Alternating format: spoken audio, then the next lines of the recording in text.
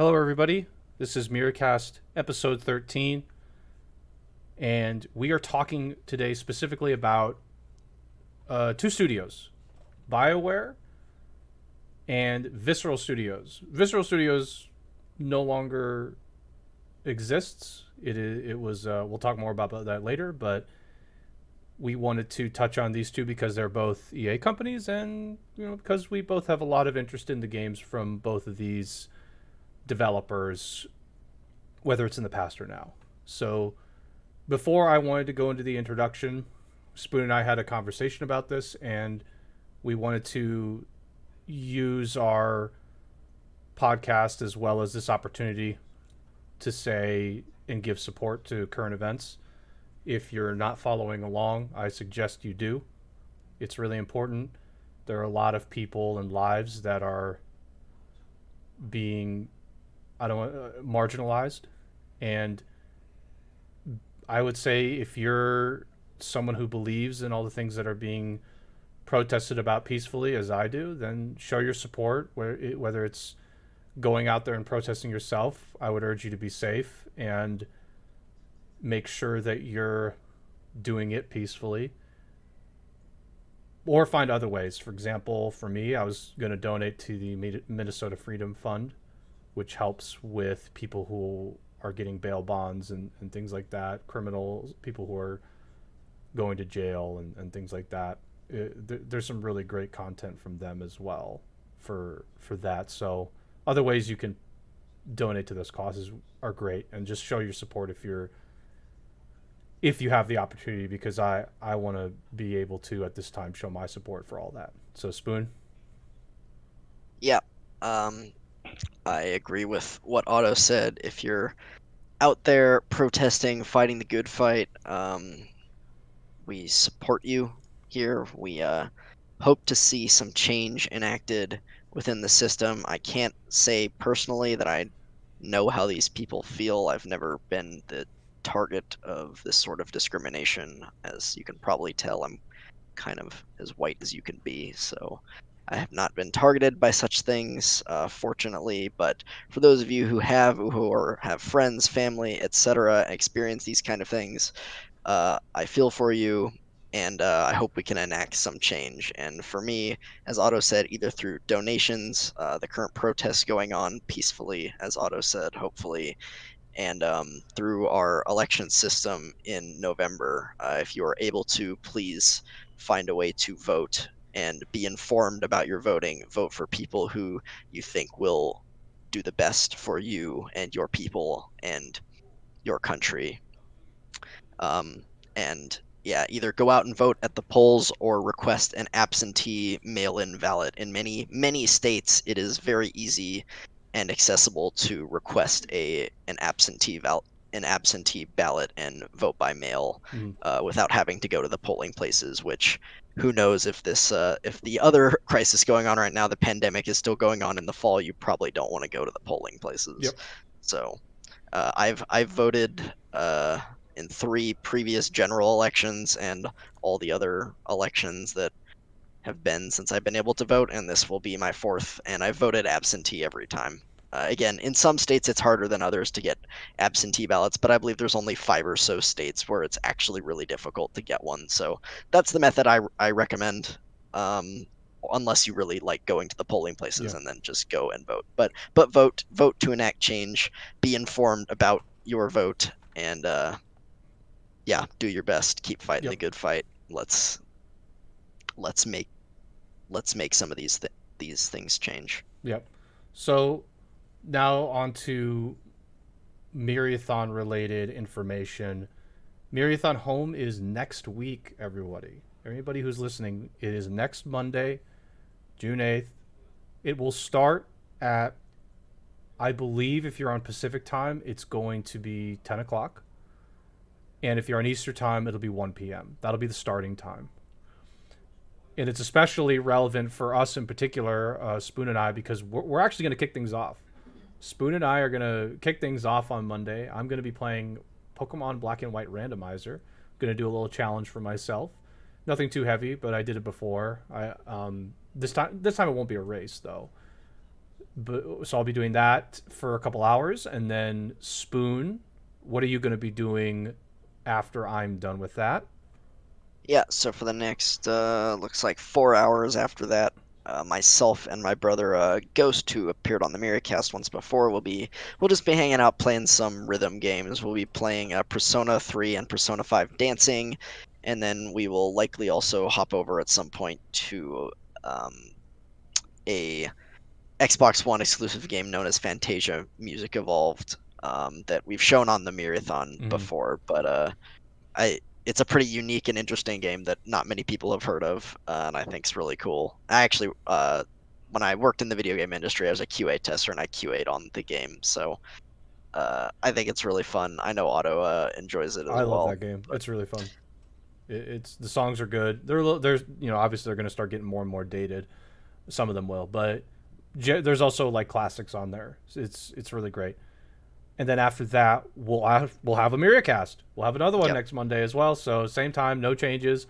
We'll tell you guys the topic on Twitter, and after that, I'm gonna add on to this. I'm really happy these guys put it together. I had Vis and Hectic on before a couple weeks ago for Overwatch and Rainbow Six, and they've asked me actually to do a Rainbow Six stream on the Myriathon, which I'm really excited about because I think a lot of people, particularly in our friend circles, don't know this game, and I've talked to some people about it a tiny bit.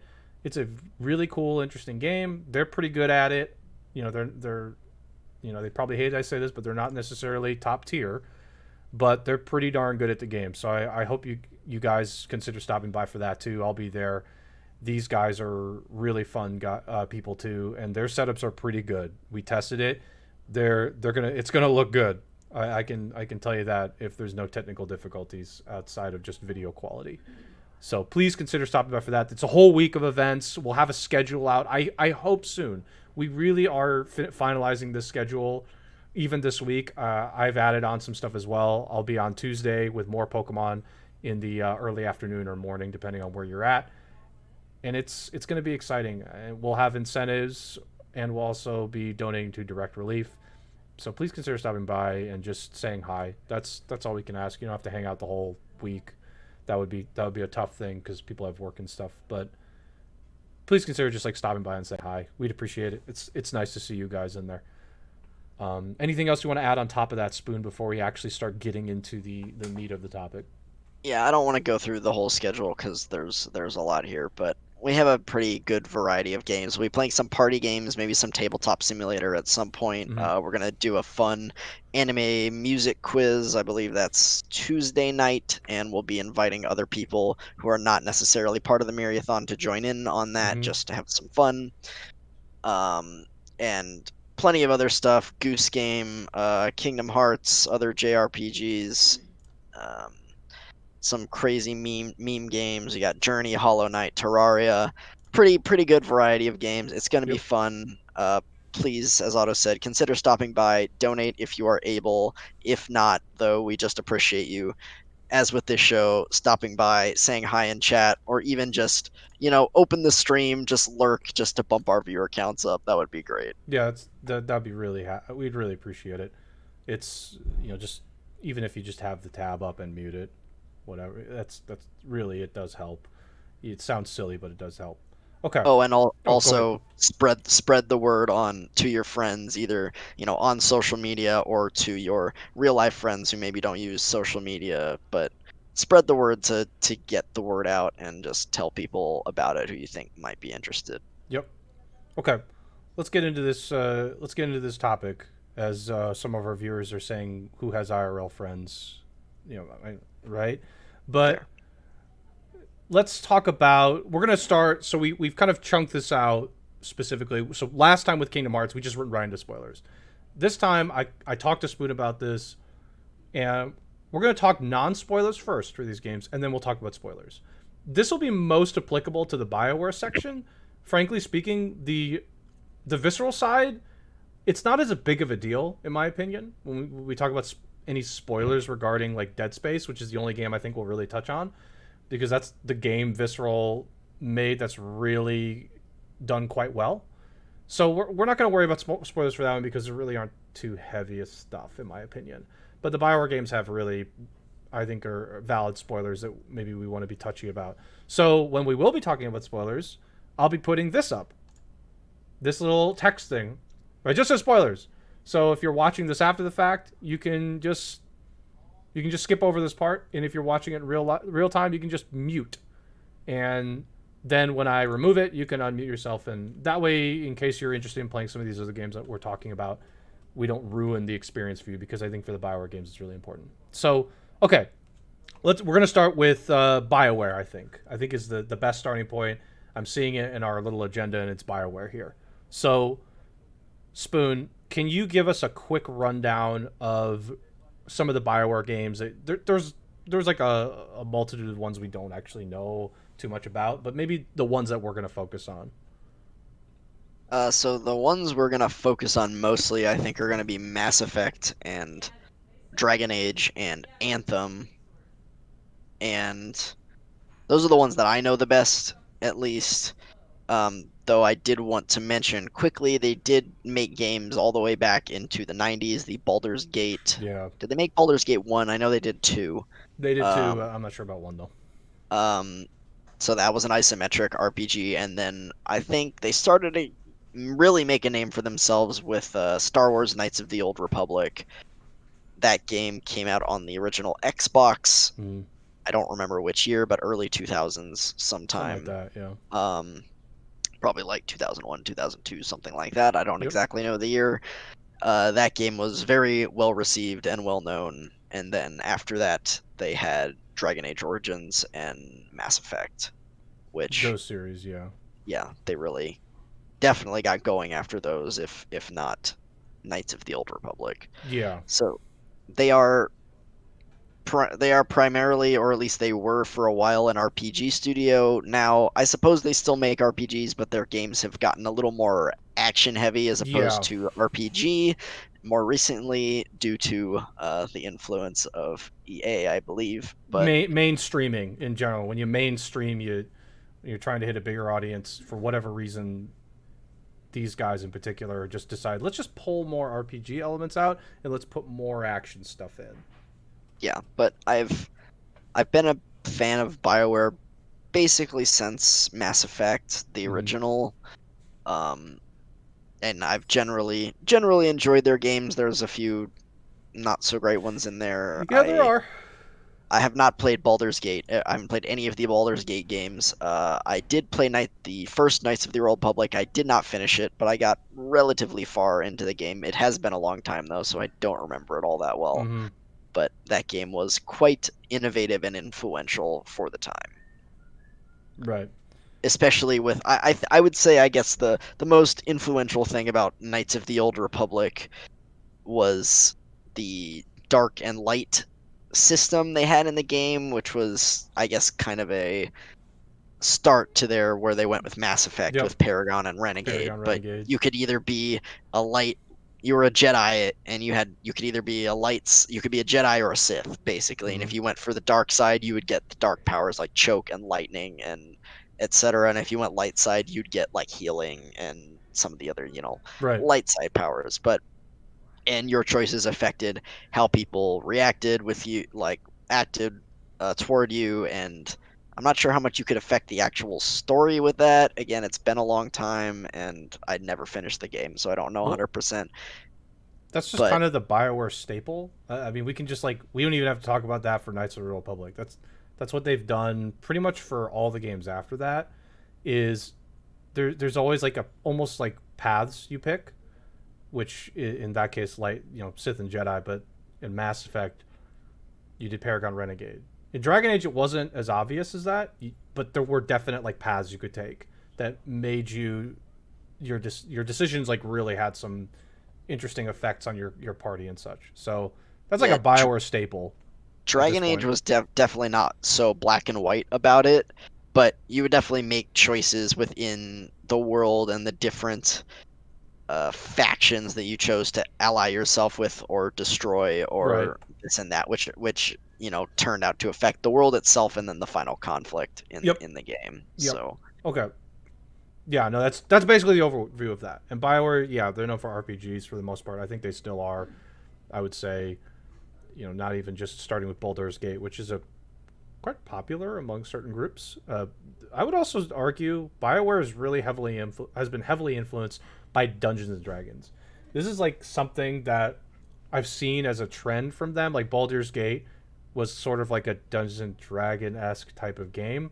I I believe Baldur's Gate is actually takes place in a D&D, one of the D&D settings. I One don't of those know settings, yeah. the official one. I think Because yeah, Baldur's that Gate is makes sense. Yeah, actually an official Wizards of the Coast product, like Dungeons and Dragons right. based game. I'm not Yeah, 100% on that, but I'm pretty sure. yeah. I think that sounds about right because I've seen some of that before. Like Dragon Age actually won an award. I'm fairly certain. Someone fact checked me on that. It was like best Dungeons and Dragons esque type game. Like there was an award for that, I guess. It like just like felt like a Dungeons and Dragons game, like which it did. Like a lot of the spells that you would get and a lot of different things that you there definitely it felt a lot like that. It had like an interesting choose your own path and like there was some cool interesting elements from that, but I mean, there's like Bioware to me was really unique in some of the things that they did. It was really uh, I don't want to say strange, but it was definitely an outlier to see a Western developer like Bioware create games like this.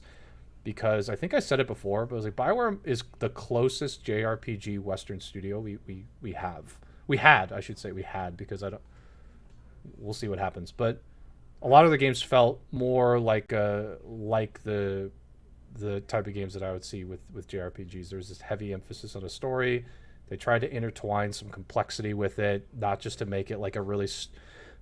I mean, like, I'm just going to be honest with you. Some of the Western RPG stories are very stupid and silly. Skyrim, I'm looking directly at you, and Bioware actually took some care in some of their games' stories. I know best Mass Effect and Dragon Age. Those were they were pretty solid. Like Dragon Age on its face seemed simple. Where it's not even a spoiler to say this, but the big baddie for most of it is the Darkspawn and an archdemon, which is a dragon. But there are some interesting like intertwining elements to it that added complexity to the story, where it wasn't just you're messing around and fighting the archdemon. There was some added elements to it. It felt a little. It was it was definitely more complex than it seemed, which is good for that. So that's why I mentioned Bioware did feel a lot like that, and it was refreshing and unique. So that's kind of what drew me in because I started playing it because of Spoon. To be honest, like those guys talked about it, and that's when Mass Effect 2 was coming out in 2010, and we tried it, and we all of us in the group were addicted to it. I have to be honest, like all of us were addicted to Mass Effect 2, and Wait, that's what. pl- No, you hadn't played Mass Effect. You played I Dragon Age, played or I played Mass Effect 1 before Mass Effect 2 because I saw you guys playing it. So, and okay, I had played Dragon Age 1 because our friend Nick had told me about it. I was like, "Oh, but oh, I play okay. Mass Effect, so let's give this a try. This seems interesting." And I was terrible at the first Dragon Age at first. I was horrible at it. I was an idiot. But I figured out sort of how it worked and how it played. And I actually didn't remember that you didn't play BioWare before you came to college at no, I all. didn't. You guys kind of like opened the door to it. And it's like there there's like that period of Bioware games I was so addicted to them. So, Yeah. it, And I yeah. know Dragon Age Origins is still one of your favorite games, or at least our Oh, it's a favorite wonderful game. RPGs. It's a Yeah. beautiful game. Beautiful. It's not visually beautiful, but just like overall, it's got a lot of cool things happening behind the curtain. So, again, this will be the non-spoilers part of this. Let's stick with non-spoilers. Which one do we want to start with, Dragon Age or Mass Effect? And I'm going to say let's like focus on the quote unquote. I'm going to call this the golden age of Bioware, which is like okay, they're right after Knights of the Old Republic, which is, I mean, I haven't played it, but it's a great game, and they're hitting this like point where they've come out with Mass Effect, and there's like this period of a couple year, not a couple years, but like I'm gonna say about 6 or 7 years, where Bioware could literally not put out a bad game, and like if you even with like Mass Effect 3, which we'll talk about, I'm sure at some point, all these games that Bioware put out, you like knew they were going to be good games at the very least. Like they wouldn't necessarily have problems. as far as bugs. You get like a pretty good story. You get some good action. You know, varying levels of RPG elements, but they were like one of the ones you'd say, yeah, I'll pre-order that game and I'm not going to regret it. And I'm gonna. Yeah. This is what we're gonna call the golden age of Bioware. We're not going to talk about the past because we don't know much about it, unfortunately. But let's talk. Let's start with golden age. But let's talk with just this period. Let's start with like Mass Effect 1 comes out. Like what kinds of things, if we focus on Mass Effect, not just stood out because we talked about those, but maybe just like things that you appreciated about the games, like what kind of drew you in, things like that.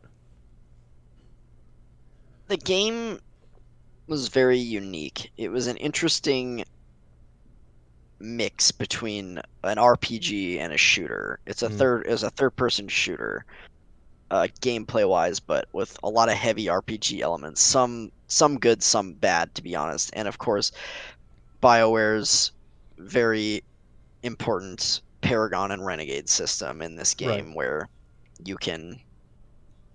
And I think they introduced the dialogue wheel Yeah. for the first time in the first Mass Effect. So when you were in a conversation with someone, you would have dialogue options that would appear in a just in a basically a wheel Yeah. at the Just bottom yeah. of the screen. Usually I forget, one side was basically like top left Top as an right example. was typically Paragon, I think, Paragon and and top left was Ren bottom or right left. was usually Renegade, I thought. And then the Oh, left oh side I yeah, felt like was you're like, right. okay, here's all the like conversation stuff, Yeah, you're info right. stuff. The left side was, let's just dive deeper into whatever, like investigate the topic Mm-hmm. further. Those weren't required dialogue choices, but if you wanted to get more lore and information on the quest you were doing or whatever else was going on in the story, it was the left side. But yeah, there was the top was Paragon, the bottom was Renegade, and sometimes there would be a middle option that was just kind of neutral. Yep. Um, and it's a really cool system. I pretty much always went Paragon because I kind of consider myself a little bit of a goody two shoes, but and it just when you went Renegade, it just, man, your character was just a huge God, jerk Renegade feels if you really went bad. Renegade. It feels Yeah, really bad to do those things. yeah. You got to But yeah, really go into that. Yeah. the game was unique with the dialogue choices. There was a lot of dialogue, a lot of there was a huge amount of voice dialogue Oh in the yeah. game. Probably all of it was voiced, to be honest. Yeah. It also had to create a character. Your character was Commander Shepard. I believe you got to choose their first name, but it didn't matter. All the characters just referred to Yep. them as Shepard or Yep. Commander Shepard. Also, it's a sci-fi game, which I don't, at least at that time, I can't recall a lot of other sci-fi RPGs. Most go with the medieval kind Yeah. of high fantasy type dealio, Yeah. and this was a sci-fi RPG. And I just thought it was really unique. Again, some of the systems in Mass Effect 1 I don't particularly like too much. There's the some of the open world elements where you can just kind of go and explore random planets and drive around with the Mako tank Oh are yeah. pretty crap, to be honest. Um, Yeah. the shooting actually isn't all that good It's because not that good. your Yeah. weapons, you had this reticle in the center, and your weapon could hit anywhere within the reticle, but there was no way to precisely aim, so there was a bit of RNG to the shooting. It Hmm. wasn't about aiming, which made it more of an RPG than a shooter, but still it could be frustrating, to be honest. Yep. um, the other thing is there's a thing in the game known as biotics and tech, which were the magic of the game, I suppose. So biotics, you could do thing like there was basically a force pull, like lift pull. There was like shockwave Yep. ones. I don't remember if charge was in the first game. Maybe it wasn't in It's there till space the second magic. I game. mean, Yeah, it's just just space space, magic. just space magic, and then tech was like hacking and you could shoot electricity and some or like overload shields on things like Yeah. just cool RPG systems. And every character had this pretty extensive skill tree where when you leveled up you get a point, you put it into whatever things you wanted to, whether they be combat, and you'd had to put points in non-combat things as well, like uh Paragon and Renegade stuff. yeah, Paragon and Charm and Renegade like some charm. Yeah, intimidation, which again, straight straight from like D&D type stuff. Like So it was like literally called intimidation. yeah, very RPG heavy, the first Mass Effect, and not so much shooter. There's some other really bad stuff. This game had cover mechanics, and I can Hmm. tell you right now, the cover mechanics in this game were terrible. You, to actually get into cover, it was the first time you play it was really confusing. Now that I've played it a bunch, I sort of know how to do it, but it's so confusing and it doesn't work particularly well. Basically, you're just like running around with your gun in the middle of firefights. It's really not like when you play like a game like Gears of War or something. The cover mechanics are pretty smooth and fluid, and you can like sort of get into cover, hop over it and stuff like that. This game's cover mechanics were horrible, and they were I would argue, a pretty big part of the game to try and like navigate these like combat situations and avoid getting like just completely decimated at times, because there were big enemies. Like there was like this enemy. It's called the Colossus. It's just a big robot, and it like can one shot you.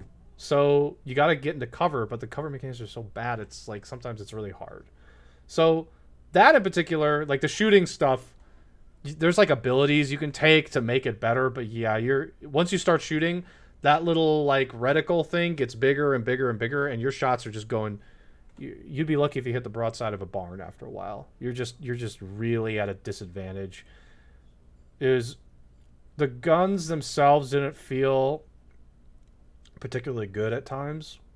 Is just there was a lot of weird like combat things that were problematic, but everything else, like the graphics, I felt were really good, particularly for the time. Like to be honest with you, with Mass Effect 2, those graphics still hold up. It's crazy how good the They're graphics were in still some of good. those games. It's crazy, and the characters were, for the most part, not everyone I think were interesting. They had some unique personality traits.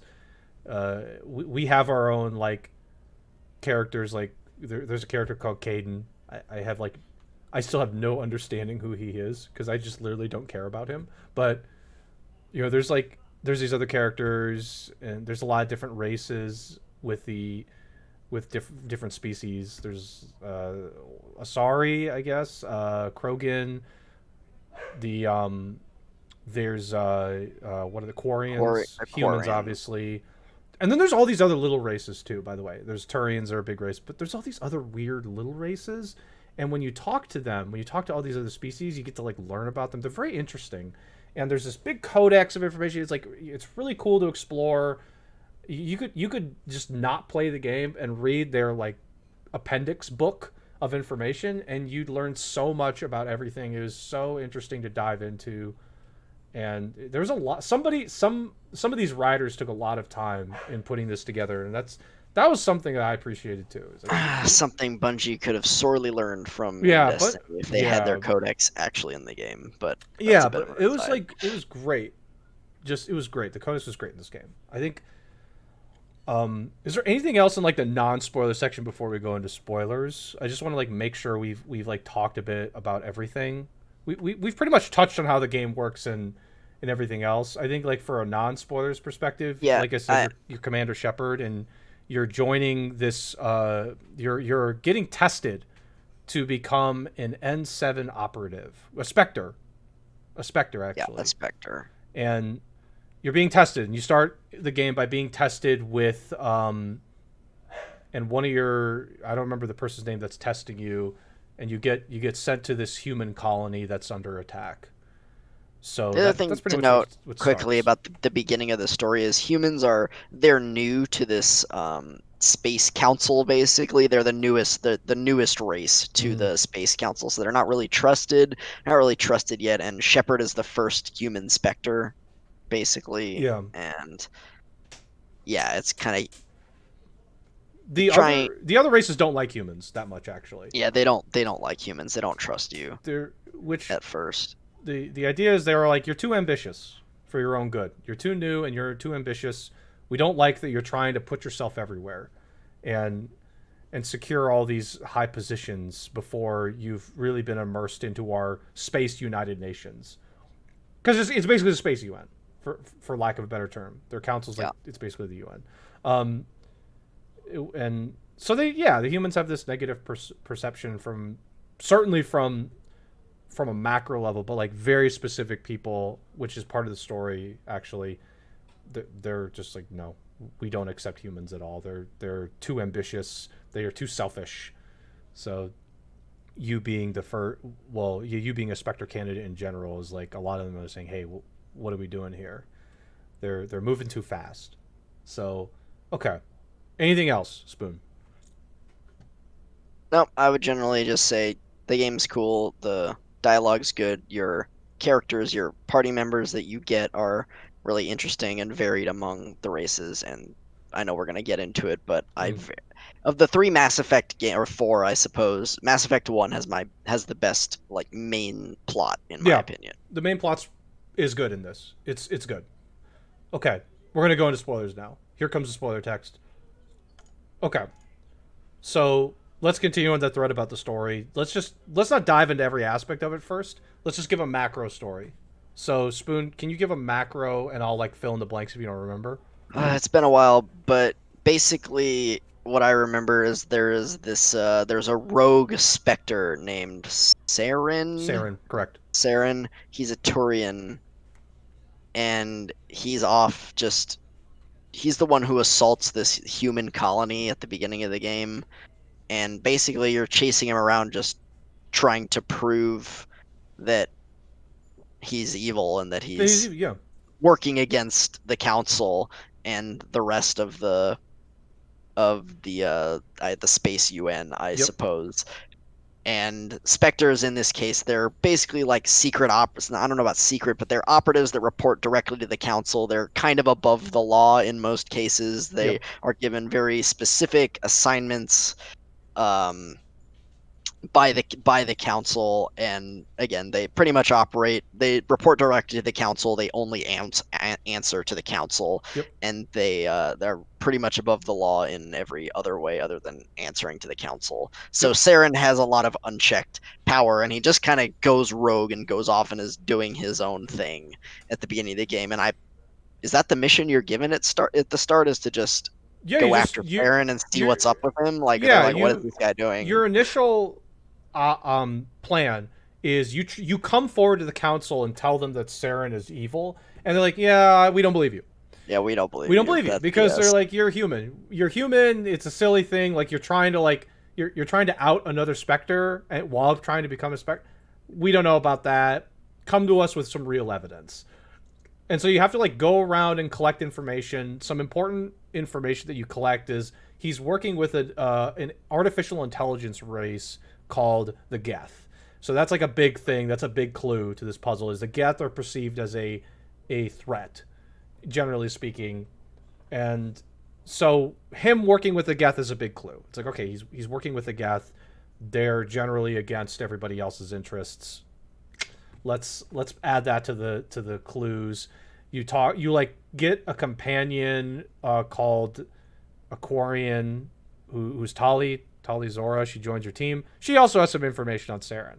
You collect another you get another companion called Liara, and she also has some information. So you're just like going around, you'll get more companions, you build your crew, but at the same time you're collecting clues to prove to the council that Saren is working against them and for his own specific interests. And at this time, you're not 100% sure what Saren's actually doing.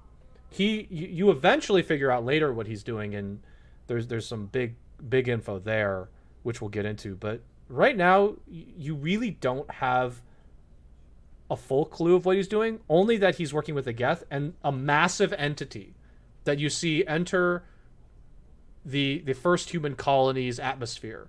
And it's just like the biggest ship, and it's unkillable for a time. Like they throw everything at it and nothing happens. It just destroys this colony.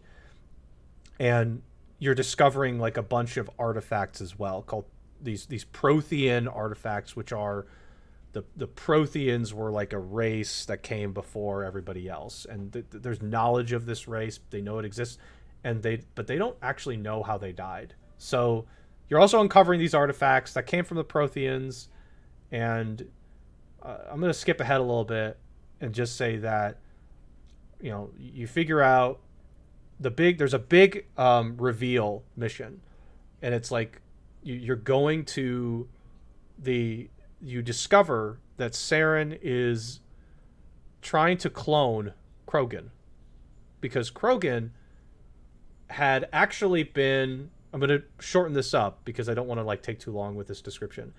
The Krogan were made infertile because they're an incredibly aggressive race. So they made the Krogan infertile on purpose, where one out of every like 100 or something crazy, it might be even be 1,000 Krogan children survive. So all the other ones just die before really like at birth. And it's a pretty disgusting thing, and there's a lot of like themes with that moving forward in the other games. So he's created a cloning facility, and like so much stuff happens in this singular episode. There's a fight with a Krogan companion. You have to convince him to back down because he's thinking, well, wait a minute, Saren's trying to rebuild my race. Why are you against me? You have to convince him that they're not real Krogan. They're just clones. They're slaves. You discover that while you're trying to nuke this Krogan cloning facility, you have to sacrifice a crew member. You choose between Ashley and Caden, and I can almost guarantee you over 75% of the people in this choice chose Ashley.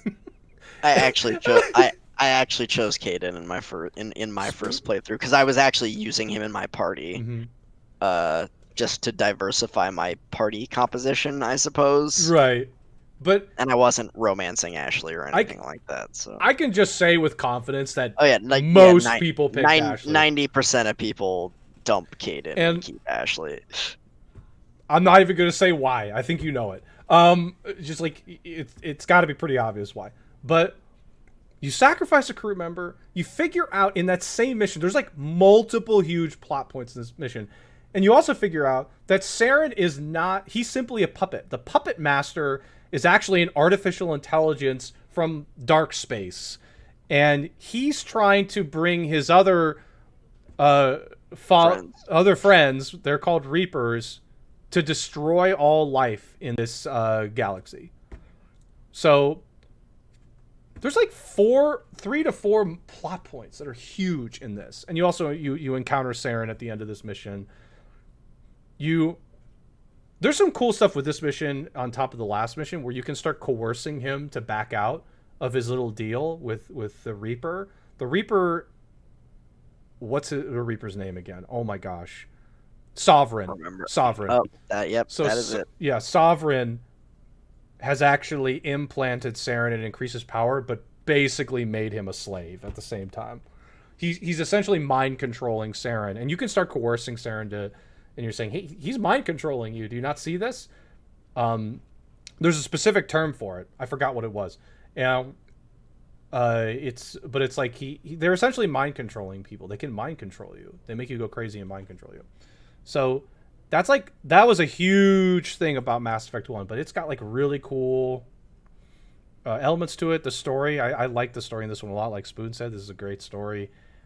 The combat isn't great, but everything else is it's really cool talking to the characters too. Like Ashley is a xenophobe. She's kind of racist too against the other species. So you have to like talk to her, and you can either like egg her racism on, or you can tell her, you probably shouldn't be racist, Ashley. You should probably chill on. You should probably chill. She had like an explanation for why too, but I totally forgot it. But she's like racist against other species in this game, and Garrus becomes like this is the starting thread of Best Friend Garrus. This is your beginning of Best Friend Garrus. Best Friend Garrus. Garrus is your best buddy. Like he's your guy. He's got your back. There's one other thing I was going to say is this is also a game where I find this interesting about this game. A lot of the people that I've talked to actually really like the female shepherd. You can choose between male and female for your starting character. A lot of the people like the female shepherd. Her voice actor is quite good, and she's won a lot of awards. She's won several awards for this series for her voice acting talent. I don't know who it is, but she's great. She's really great. Yeah, I always played the male shepherd, being a male myself, and I thought he did a good job voicing the role. Whoever the voice actor is, again, I don't know him, but he wasn't stellar either. And yeah, apparently the female voice actress for Shepard is excellent. Uh, I've played the female shepherd. She's really good. She knocks it out of the park. She's great. Okay, that was like the huge synopsis of the thing. Is there like anything else that you want to spoil or talk about? I rambled for a while there. no, Okay, I think we've pretty much covered we pretty much covered. Emmy one. It's a great game.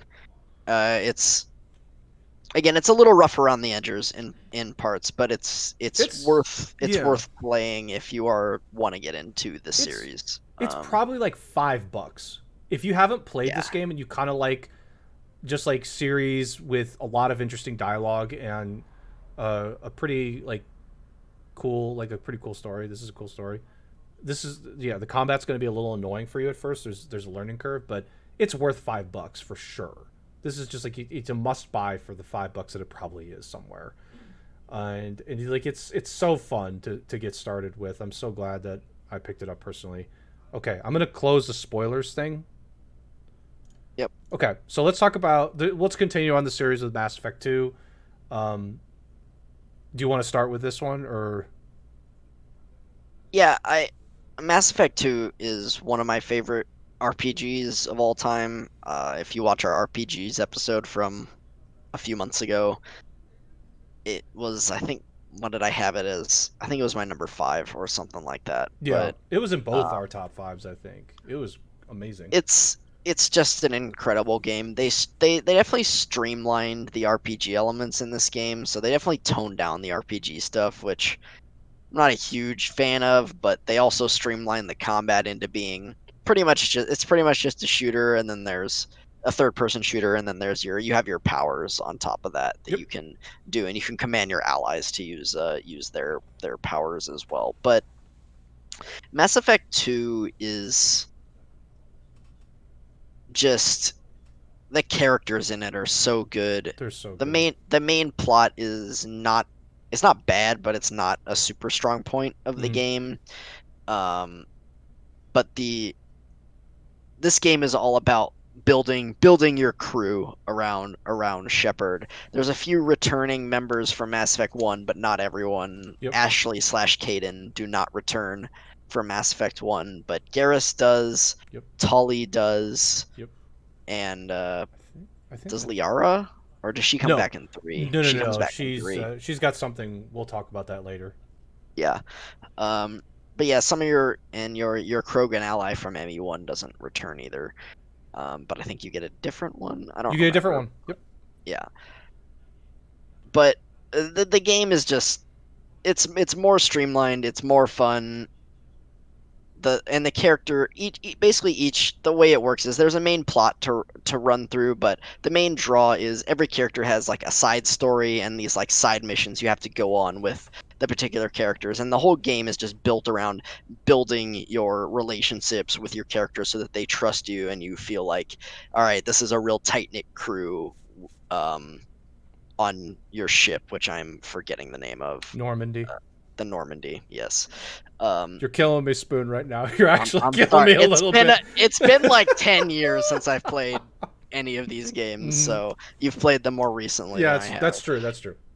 Um, and yeah, it's just all about building your relationships and your hero. And like the final mission that you go up against in the at the end of the game, if you don't have your affinity built up with your crew, just like everyone, you can still beat the mission, but like your whole crew is gonna die at Yeah, the end, basically. and I think we had some friends that tested that theory, and it's true. You can just kill your entire crew.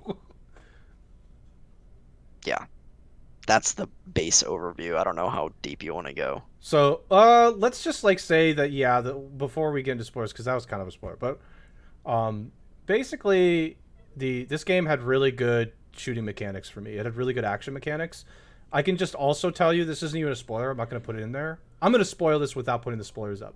If you want to just like blow through this game as fast as possible, also besides talking to characters and building up your relationship with them, pick soldier class.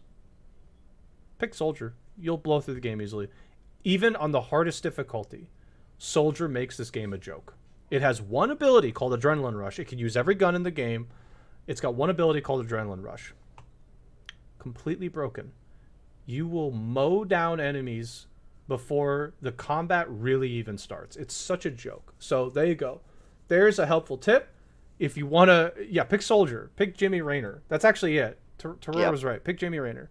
It's the best class. That's my spoiler that won't really hurt your gameplay, to be honest. Thing. But this is the characters are great in this game. So okay, let's get into spoilers. Screw it. Okay, sorry, screw it. So I'm going to give you the story of this game because then we're going to talk about everything else. The story in this game is super simple, as Spoon said. Here's the story. You get sent to a mission by somebody called the Elusive Man.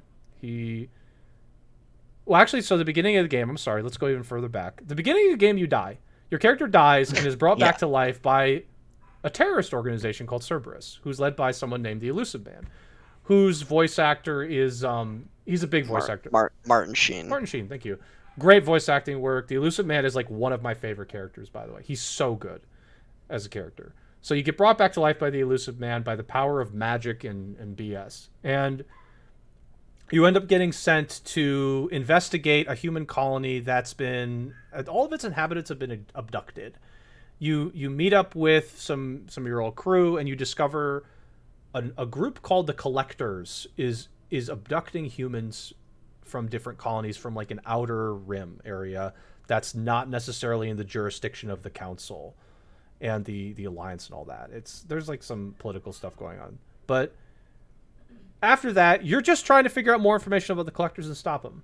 And then eventually you figure out the bombshell drops. The Collectors are actually the Protheans, the race from the past. They've been repurposed by the Reapers and are being controlled by them. And they're making a human Reaper. Yeah, they're making a human Reaper at their big base. And you have to destroy it. They're just abducting and sacrificing humans to create a Reaper out of humans, basically. There you go. That's the story. I'm not kidding. That's the story. The real story of this game is talking to all your party members, your companions, and going through all their side quests and learning more about them.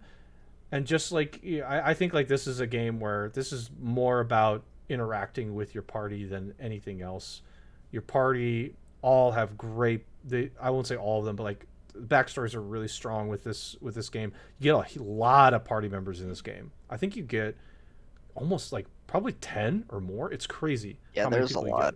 There's a lot. I don't remember exactly. And they're all really unique. There's not one character that's just like the other. And it's very cool to go through their backstories. You sort of are incentivized to, obviously, but you kind of want to. You want to learn. The only person I didn't like was Jacob, I think. There's one person. He was boring, but at the same time, he kind of had an interesting side stories. So... Yeah, Jacob wasn't great as a character, but I actually really liked his sides, the final mission of his side story, where you go to the island and discover what happened with his father and the ship that he commanded or something like that. That's a really great one. I don't remember all the details of it, but it was interesting, and that's what I remember. I love that one too. That was a really good one. I'm trying to think of... Thane was one of our friends' favorites. Thane is interesting too. He's got some interesting thoughts regarding his position. He's an assassin, and he's his race.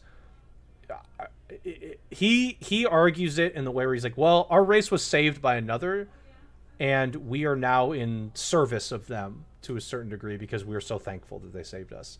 And so sometimes as children, some of us will be given to this other race as assassins or various other things. And so he's an assassin, and his argument is well, I'm not actually a bad person. I'm just a tool, and I'm a tool to be used by whoever wields me. I'm just the weapon to be wielded. It's not really me that's making these bad decisions. It's somebody else. Which I'm okay, sure. It's kind of interesting that you think that way. I'm just the one who pulls the trigger. I'm not the one who decides who dies. Right. I just end up pulling the trigger. Which I'm okay, sure. That's an interesting argument for it, but I mean, you of course get to make your statements to him and say otherwise. But he's a good one too. I liked him a lot. There's Samara. I like Samara too. She's got an interesting story. Her story is her kids are both... I don't know if it's in this game they mention it, but both her kids... No, it is. Both her kids are called Ardak Yakshi. They essentially... The way that the Asari... we won't go into huge detail, but the way they mate is they mind meld with you. And that's how you mate with them. So they, when they mate, kill you. They just straight up overload your brain and kill you. And both her daughters are that. And you actually have to go through a side quest and like you hunt one of them. And this is the biggest spoiler I think in the game for this whole game is you can choose to not kill the daughter. You can actually kill Samara and the daughter becomes your party member. And there is a tree where you can romance the daughter. And when you do the there's like you go into full romance and you just like you I mean, I'm sorry, but you mate with the daughter, you have sex with her, and she kills you, and there's a game over screen. It's like one of the best things to go through. I've gone through. It's so funny. You're just like, okay, let's. She's like, okay, let's do it. Yeah, and then you just game over screen. You die. So there's like some cool, like interesting things with that. It's pretty funny. That was probably my funniest part of the whole game. There's some other stuff too that are pretty funny. Anytime you go in, like, if you're like the male shepherd, you go into the women's bathroom, the artificial intelligence like berates you and says, "Get out of there! What are you doing? What are you trying to pull here? Get out of there!" There's like some cool stuff. The game is really fun. I love the dialogue, and that's like my big spoilers for this game. Anything else that stand out to you, Spoon? Yeah, I mean, one thing I didn't mention, this kind of I think relates to both ME1 and ME2, is there's not only like dialogue choices between with party members and you affect like your character's morality and your relationships with your characters, but there's also a few big choices within the games. Like Yeah. in Mass Effect 1, there's this sort of side plot that goes along with one of the main missions where there's this insect race known as the Rachni. Oh yeah. And I don't exactly remember all the details, but basically the choice you are given is there's one Rachni queen left, and without this queen, this race is going to be completely extinct. Yep. Do you save the queen or do you let it die? And the thing, like, it's a choice because you're saying, well, this race could be possibly dangerous, and they've attacked and killed other people and other races in the past. You know, they're an insect race, and you end up getting to talk to the queen. She's like, no, no, no, we're cool. Like, we just want to live. Just let us live and Right. stuff like. Again, it's been a long time. I don't remember all the details, but you're basically given the choice: do you kill the Rachni queen and exterminate this race, or do you let it live Yep. and possibly live with this race going on another rampage and destroying a colony somewhere? That's a really or big something one, like that. actually. I forgot about that. That's a huge decision. The problem is that, and there are multiple of these choices throughout both Mass Effect 1 and Mass Effect 2, and we'll talk about it when we get to Mass Effect 3, which maybe we'll just move on to Let's just now. move on to it. Let's do it. We're gonna keep spoilers on for Some Mass of Effect these, 3. like these choices that you thought were just going to be big, impactful choices throughout the whole series, you're like, oh man, we'll see what happens. They throw that crap out the Oh, window it's so bad. It's so in bad. Mass Effect 3. It's so bad. Mass Effect 3 overall is not a bad game. I don't think it's a bad game at all, but they sold out. I'll Oh, say it they that did. way. Oh They yeah. It's not completely good. sold their souls to EA. EA basically told them to streamline everything, make it way more action oriented. They tore out even more RPG elements from Mass Effect 2, and there's still a few, but it's basically just a shooter now with the dialogue choices and It's pretty all, rough. all the choices you had made in the past. There are confrontations with, like, there's one event in Mass Effect 3 where you encounter the Rachni Queen that you supposedly saved or killed in Mass Effect 1. But whatever choice you made in Mass Effect 1, if you saved her, it's just there. If you killed the Rachni Queen, it's like an artificial one that somebody else made or something weird Which like makes that. no sense. Just like, what? It makes no sense. That made no sense to me that was a thing. But keep going. Keep going. And there are a bunch of other choices. Like there's this particular scientist that's part of your crew in Mass Effect 2. His name is Morden. Yep. He's a Solarian. This is an alien race that is highly intelligent and has many scientists and things of the like in the race. And he wants to basically undo the not I guess it's not a genocide, but The the genophage. I think they called it yeah, the it's called the genophage. genophage. That's right, which was the genetic alteration to the Krogans, which makes Right. them so infertile as as Otto talked about in Mass Effect 1. And this Solarian scientist, Morden, is in Mass Effect 2, and he can die in Mass Effect 2. Yep. There's a couple other choices throughout the game where like you decide whether you want to save his research or get rid of his research because it's too dangerous. Things like that, and he's also one of the most common members to die in the final mission of Mass Effect 2, even if you build up all your affinity to the max and do well with all the party members. In the last mission, it's unless you make very specific choices, it's very common for Morden to die in the final mission in Mass Effect 2. And in Mass Effect 3, there is a mission where you go to the Krogan home planet and you are dealing with the genophage. It's like one of the first things you do, by the way, in that Yeah, game. It it's really pretty early. is. It's pretty early in the game, and you it doesn't. And if you don't if Morden is alive, then he's there, and you're doing this mission with him. And again, you get the choice on like whether you want to save the Krogan or not, Yep. stuff like that. But if Morden is dead, you just get a stand-in Solarian scientist who does the exact Yeah. same thing that Morden It does. made no difference. Just like, okay, It's great. so stupid. It's like, why did it matter that Morden died? No, like Morden was supposed to be the guy.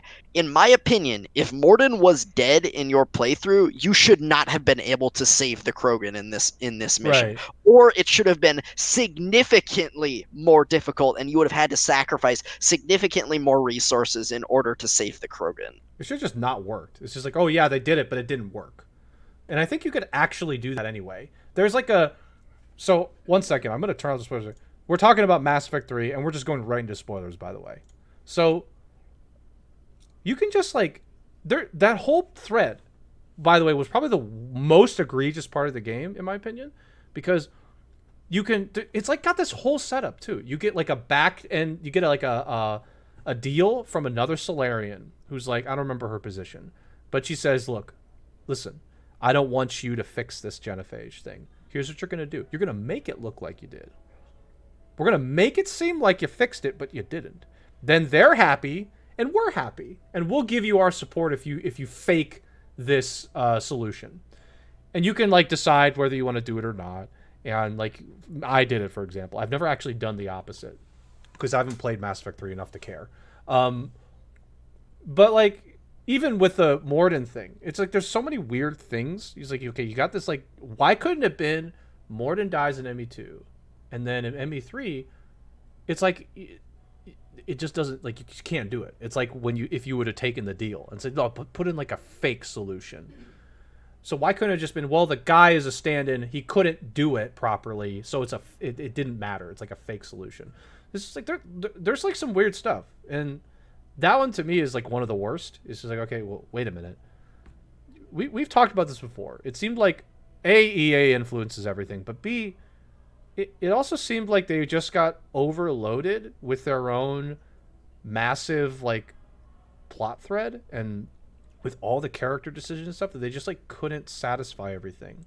They like didn't have enough time or whatever to figure all of it out. And I think that's like really disappointing, obviously, because like the Krogan thing was bad. I'm trying to think of another really, really bad one. There were some decent ones though, but like that one was really bad. It was like, forgot about the council member thing. In ME2, you can choose a human council member at the end of the game. There's there's the Anderson, who's your guy. He's your guy. He's got your back all the time. And then there's Fizzlefart McGeezak. I don't know his name. Who cares? I don't it doesn't remember matter. the other It one. doesn't matter. He's an idiot. You can actually choose which one you want to put under the council. In ME3, doesn't matter. What Fizzlefart McGeezak gets on anyway.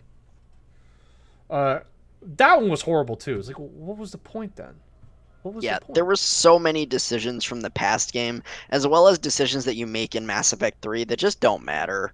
That's the thing that frustrates me the most about Mass Effect 3. Again, I still think the game is fun, and some of the like resolutions on the plot threads are cool. I don't like the overall ending because it's just silly. I mean, part of it is I think they wrote themselves into a corner with the Reapers. The Reapers were just a far too powerful a threat that they had to Deus Ex Machina it at the end. Oh, basically. Oh, this was Um, bad. Ooh, this was bad. I'll Ugh. get in. We'll get into that in a minute. But the thing about decision, like your choices not mattering, it's like this whole series was built around your choices matter. The decisions, your character's morality, as well as the decisions you make in these with your crew and then in these particular story situations, everything is going to matter, and it's all going to culminate in Mass Effect 3. Everything's going to come together. All your choices, all the results of that are going to be seen in Mass Effect 3. And it turned out that none of it mattered. The other thing about Mass Effect 3 is they made it kind of the main missions kind of I'm not Open thinking of a ended. right It was word. kind of like Yeah, open ended. open-ended, non-linear. You could go like you could decide there was a few threads that you could decide like where you went first. Like, do you want to go deal with the thing with the Quarians and the Geth? Do you want to help the Turian planet, which is under attack by the Reapers? Do you And want to then go there's an do the Asari stuff one, I with the think. Asari, the Krogans? There's a bunch of plot threads you can choose like which order you do them in, and it literally makes no difference whatsoever what order you do them in. If you do the Turians last, who are apparently under attack by the Reapers and going to be wiped out, Doesn't matter. nope, if you just decide to do that last, it plays out exactly the same no matter when you go do it. Yeah. And and then they all culminate, like, basically once you do these missions, the side missions and the main missions, it culminates in this what did they call it? It was a number, basically. It was like Oh God, this your number. force, your morale. It wasn't morale, but it was your war assets or something along those lines. I don't remember. There was just this number It was that built up terrible. that just built up over the game. It's like the more people you helped and saved, like you got more war assets for your final confrontation with the Reapers back on Earth. Right. I'm just gonna break our And like protocol to a family friendly. It was ass. It was ass. There's no other way to say it. I'm sorry. I have to it, break it. it just it just broke down to just a number. And again, even with that, it didn't matter what. It's not like if you went and dealt with the, again, if you did the Turians last, it's not like you got less war assets from them if you did them first. No, you got the same amount. It didn't matter Didn't matter. what order you did things in. You couldn't, like, I think, again, the game would have been much better if, again, in this case, your choices mattered. Like, hey, if I want to go save the Turians from the Reaper attack, then, when I go later to deal with the war that the Quarians and the Geth are having over here, then, like, I'm gonna have less chance of succeeding, or at the very least get less war assets from them Right. once I do deal with their conflict. Right. So That would have made sense. That would have made sense. Unfortunately, we live in a nonsense world from Bioware's ME3. I gotta. We have to talk about Space Jesus. We have to. there We was have to well, bring this we up. didn't even talk about the multiplayer yet, which was tied into the main story, I but can I can describe it. It's terrible. Next, actually, no, it's not. The thing is, it's not terrible. it was But the actually fact kind of that it exists is terrible. But it was kind of fun. the multiplayer was actually kind of fun. The problem with it was you had to play the multiplayer in order to get like the maximum amount of war assets God. from That's still a thing, by the way. the I'm gonna the comment. other missions. They haven't patched this at all to fix it. If you play through the Mass Effect games, I'm so sorry if you want to play through them now, by the way. You The third cannot. one at Yeah, least. you can't actually bring that number up anymore because nobody's playing the multi. Who's playing it? So you're actually kind of screwed. This is like one of the dumbest decisions I've ever seen in gaming. They just like nobody thought of this. Like, hey, well, what if somebody plays it like 2 years from now? Well, who cares? Cash. So Yeah. And I think most of these decisions, especially the multiplayer for one, was just made by EA. It's like that was a during a time which we talked about briefly with Assassin's Creed, right, where basically publishers were decreeing that, oh, every game has to have multiplayer. And so yeah, they just shoehorned in a crappy multi. yeah. Again, it was actually kind of fun. It wasn't that No, it bad, was. It was but actually fun. It really was. We played it and we enjoyed it. the fact that it, like, you had to play it in order to, like, get the best ending, quote unquote, for the story, which honestly most of the endings are the same, but regardless, you could only get 50% of the maximum war assets if you didn't play the multiplayer. Yeah, you're screwed. And you You're had actually screwed. Yeah. to play it like, and it would also, like, if you built it up to 100% by playing the multiplayer, it decayed over a couple of days or something Yeah, like it that. So did. you had to keep going and playing more matches to, like, keep your 100%. It's It terrible. made no sense whatsoever. So It's terrible. Mass Effect 3 felt very like rushed and mainstream. I think with the decision stuff, I I don't want to put it all on EA, but I want to put it mostly on EA because I think they were like, Yeah. we want to be able to market this game to anybody, even if they haven't played the first two games. So let's just streamline everything and make it so that, yeah, you can just, it doesn't matter the decisions you made before, you just get this thing. And Yeah, it's frustrating. and It's really frustrating. and then they also had on disc DLC, which Oh, was the Jesus worst. Christ. Yeah, that was horrible. Which was also main story relevant and had to do with the Prothean race. There was Oh, another party. God. There was another party member who was a Prothean. Man, there were a lot of bad decisions made with Mass Effect 3. I want to comment one last thing on Space Jesus. I'm really aware of the timing here we have.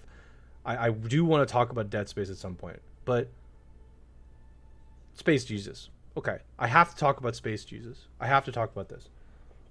So there is a theory out there. I don't remember what it's called. It's about like the Reaper's ability to dominate your mind, essentially, or like make you go crazy, see things. Throughout the entire series, they mention this. Like, oh yeah, when you are anywhere near them, you become like part of their influence. You start to get influenced by them. They show this in all the games. In Mass Effect 2, there's this huge thread. It's even part of the main story. It's like, oh yeah, if you're anywhere near this Reaper, if it's active in any way, you're gonna start getting influenced by them. You're gonna start going crazy. You'll basically become at their will. You'll be at their will. And it's domination. It is. They're mind controlling you. There's a theory about this that's really interesting, and it's that Shepard is being like mind controlled to certain. He's been so near them so often that he's starting to see things and become a little crazy, and it's pretty good. It's a really interesting theory. I don't know what it's called anymore. You have to start like YouTubing up. I'd say like Mass Effect like theories or something. It's like a 45-minute video. It's really good.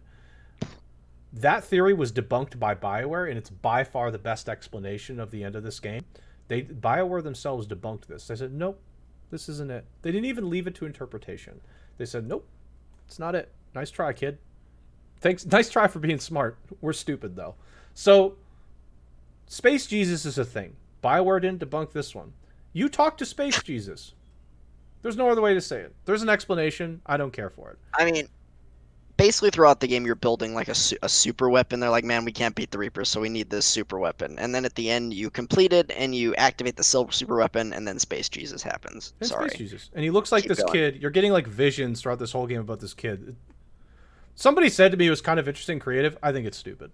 I think it's just like, okay, I don't, whatever. It's like a visual of like, you have no power. Cool, thanks, move on. So Space Jesus is a thing. You get like 3 choices.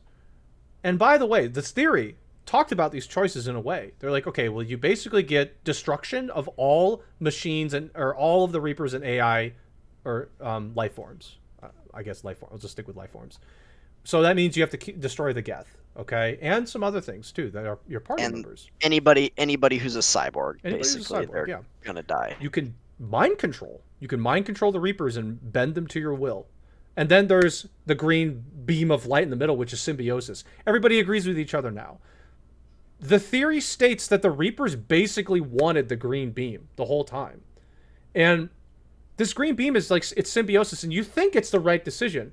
But like they explain in this video, this theory video, and I'm only explaining this because it's so good at the explanation. They're like, oh yeah, the green beam, that's basically what the Reapers are going for anyway.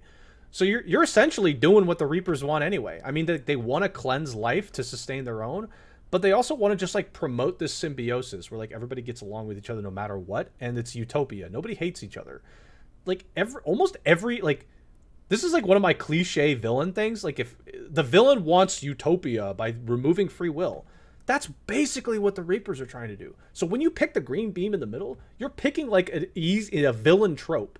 This is like a villainous trope. So it's so stupid because you pick this green beam thinking it's the right decision, but it's literally a trope of like tons of different villains in different games. Like, oh yeah, we want a utopia. We're going to remove free will. It's good for you. Trust me. Just trust me. The only good solutions, basically, which is so weird because they're all color coded. Destroying all the Reapers and such that would actually be tough. That's like the elusive man who's evil. You're fighting the whole game wants to control them. If you choose that, you're basically the elusive man. Okay, great. So like the actual good choice is killing all the AI and killing the Reapers at the same time too. Because then you still have free will in this world. Yeah, you're killing the Geth and all that, but you're still retaining free will. The symbiosis thing is like it's so silly. So I'm pretty sure a lot of people pick the green one, but when you analyze it in depth, you start to realize that it's a little silly that that's a good choice, and it's so stupid that they color coded these choices. Because it makes it seem like the renegade option is renegade, but it's not. It really isn't that renegade when you think about it. The blue one is basically what the Elusive Man one. We're led to believe he's evil. I ranted about this, but it's just like this bothered me about the game. Space Jesus was so stupid that recently when I played this game, I played it like 3 or 4 years ago. I just shot Space Jesus with my gun, and that's an ending. That's an ending. You can shoot Space Jesus with a gun, and he just goes, "Fine, I don't want to help you anyway," like a stupid child. Can you imagine Space Jesus acting like a child to you? And he just ends the game for you, and the game ends. He doesn't stop the Reapers. The cycle continues, and you know what I said? Good. Who cares? That's the best end. That's the best ending Good. right there. I Everybody shot dies. Space Jesus. I'm so happy right now that I took him out. So The ending is a complete Deus Ex Machina. You get to choose between, like, and the ending cutscene and what actually happens in the ending, as Ghost said in chat, doesn't change except for the color of the explosion that you get, like the shockwave that goes out from Space Jesus's super weapon. The ending otherwise really does not change. They added, after the game came out, these like slightly extended cutscenes where they explain, I think, like for a couple minutes, like what happens, but come on, man. Like, it's sad. There's no other way to say it. So the ending is like, it's bad. Mass Effect 3 is a fun game, but man, did they just piss on the story of the whole series Yeah, they really with screwed the Mass story. Effect 3. Like, Combat's fine actually in the game. Combat's good. Other stuff like related to that is pretty solid. So I don't know. I don't want to say anything else. The Space Jesus thing made me so angry. I don't yeah, want to say you're anything getting, else. yeah, you're looking I'm a little so mad real about bad. Space Jesus. Okay. Yeah. So let's. Oh God. Like I said, I'm very aware of the time, and I don't know if I want to get to Dragon Age fully. Maybe we'll save that for a different time because I do want to talk about Visceral, like Dead Space with this whole EA thing. I think is super interesting and relevant. So let's just continue on. I kind of want to skip Andromeda because it's so bad for me to think about. How much do you want to talk about this game? Like 2 minutes. Okay, 2 Like, minutes. Let's do 2 minutes. EA basically was like, all right, we're going to make another Mass Effect game. It went through development hell forever, and then the whole game was basically made within 6 months to a year. It's really bad. And Yeah, it was like, broken, buggy, the story was awful, the dialogue was awful, my face is tired. so bad. It's a disgrace of a Mass Effect game. Unless you were the biggest Mass Effect fan, I don't recommend playing. Apparently, they've actually patched it and made it somewhat better, Yeah, they but I'm improved sure it, the but who cares? dialogue and the story are still pretty bad. Yeah.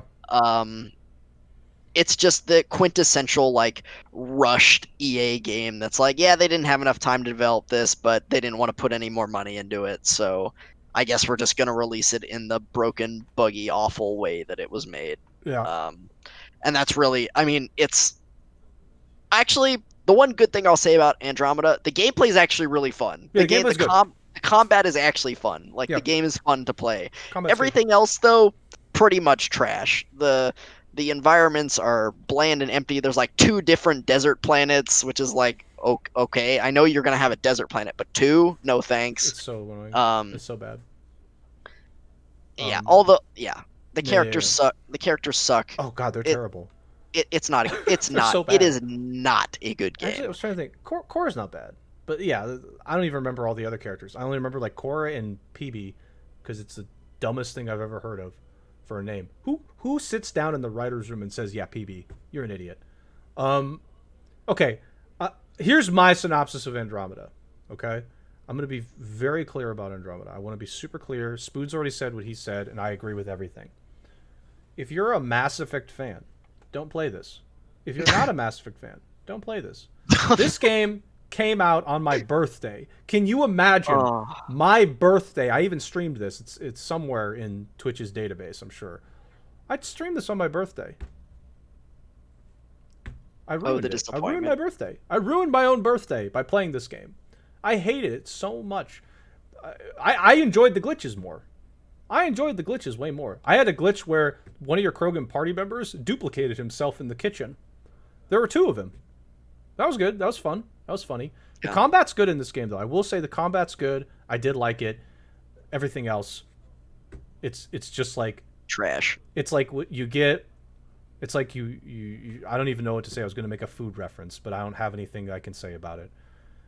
It's just everything about this is very sad. It's like ordering a hamburger. Your bread's okay, but everything else is moldy. It's like, well, what am I going to do with this? I guess I'll eat the bread. So anyway, okay. I'm going to be honest with you. I think we should talk about. I think we can save Dragon Age. I do like. I do think we can save like a Bioware Dragon Age section of this. Yeah, and we didn't get to Anthem yet either. No, we're talking about Anthem. We have to. Are- As a side okay. note, though, I'm going to tweet this at some point. I actually got Mass Effect 1 and 2 and the Dragon Age Origins signed by the original founders of BioWare. This was like the coolest thing in the world. So at some point I'll tweet about this and take pictures of it. It was a huge fanboy cool moment. We ended up meeting them and I got a bunch of games signed from them. They're very cool. Yeah, So, they visited our college actually and gave they're very cool. a presentation at one point to a business class that They're Otto very- was taking. They're very nice people. They don't. The company was bought out by EA, so they are not there anymore. I think they were with EA for like 2 years and left. So, well, they got a lot. But okay, Anthem. Spoon. I want to give some background before we go into Anthem. Okay, I'm going to prepare you. I'm going to prepare you for what you're going to say. I debated Spoon a bit into buying this game. I know he made the decision. I was gonna buy it regardless, I think, but you definitely helped convince me, and you hyped me up, and you were. Yep, I was Man, excited. he was hyped. He was hyped for this game. I was pumped. I have not seen Otto this hyped for a game like ever. He was like the day Anthem came out. He was like he pinged me like 3 times on Discord, like Anthem, Anthem, Anthem, Anthem. Oh my god, Like, Anthem! It's time. Okay, chill, dude. I can't. I was really excited because all I thought of was, okay, Bioware's involved. This is like the redemption arc. The redemption arc for Bioware. They're involved. You know, you got to see some game. You got to see some footage of the game. The environments look really good, and you get to fly around in a suit like Iron Man. I mean, You're Iron Man. You're Iron Man. It had like the foundation for greatness, and it's like, okay, it's like a Destiny game. You know, this isn't necessarily Bioware's MO, but Yeah, it's a looter shooter. but it's, you know, I was thinking, okay, this is the redemption arc. They this is the time. This is the chance. It was. I was excited. I'm a fanboy still. At least at the time I was excited about this. I was thinking, this is it. They're gonna redeem themselves.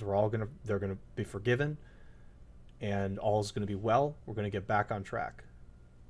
I was wrong. Oh, were you wrong? I was so wrong. And I have one thing to say about this game that I really want to say, and I'll let you talk about it. Imagine playing a video game. Let's take Kingdom Hearts, for example. Kingdom Hearts has a lot of cutscenes, okay? But those are like kind of like part of the game. You know, I understand that. I get like frustrated sometimes, but there's a lot of cutscenes. But then you get to play, and there's a lot of sequences where you play, you get into boss fights. There's like a lot of gameplay in this. It's not as balanced, but it's at the same time I understand that's the theme of the series. With BioWare, with Anthem, I told this to Spoon while we were playing. We go out for 5 minutes on a mission and play, and then the next 20 minutes is navigating the stupid fortress hub. That fortress hub was terrible. You walked, you didn't sprint, you walked everywhere. You didn't give any care to any character in that game, by the way. I literally can't name a single character in that game. The only person I remember is one of the merchants with the annoying voice. I was like, why is this voice actor allowed to be in this game? Yeah, Otto, And- don't forget the load times. Load times are terrible. They patched it a bit. They're terrible still. You had to get a load time to check your inventory. Can you believe this? You couldn't switch your equipment when you were out on a mission. Yeah, you couldn't. You had to go back like and every time you completed a mission, you were just automatically taken back to the hub. You couldn't go out and do multiple missions. You had to pick one mission, go do it. When you completed the mission, you just got zapped back to the hub. And then from there, you could go select your armor, your what the crap were the suits called? Javelins. Javelin, your That's it. javelin suit, and you could edit it, and you could take another loading screen to edit your javelin from there. Sorry, it's just That, like the that light is killing me. No, it's horrible. I can tell. I can see your blood boiling. and the missions were for the most part short. They were like 5 minutes, and you would spend 5 minutes playing the game, which was like kind of fun at parts. I won't say it was really fun because there were some frustrating parts about it. And then, yeah, you had to go back to the fortress hub and talk to people. And let's not even get started on the obscene microtransactions Oh, it's that were in horrible. this game. Oh, I think they tried to sell a skin for like $20. I think that was Yeah. actually real, and I was just no. I I don't even remember the story Anthem because I don't care. I don't remember Let me any. summarize it for you. Okay. It's doo-doo butter. Okay, got it. That's it. That's it. That's all you needed. That's actually all you needed to know. They Bioware literally gave up on this game so fast. They're trying to redeem it. They're doing like a part 2 and there's no development like deadline for it.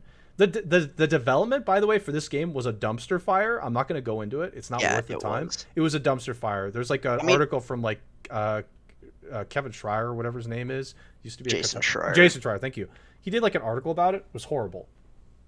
Horrible This reading about it. game, when was this game announced? Like 2013, 14, something around It was there? crazy. It was early. And it came out in 19. Like we saw a gameplay. There was a gameplay demo at one of the E3s, either There's an. 17 or 18, and then it came out in 19. I don't even think that was gameplay either. I think they lied about that. Yeah, it was probably pre-rendered.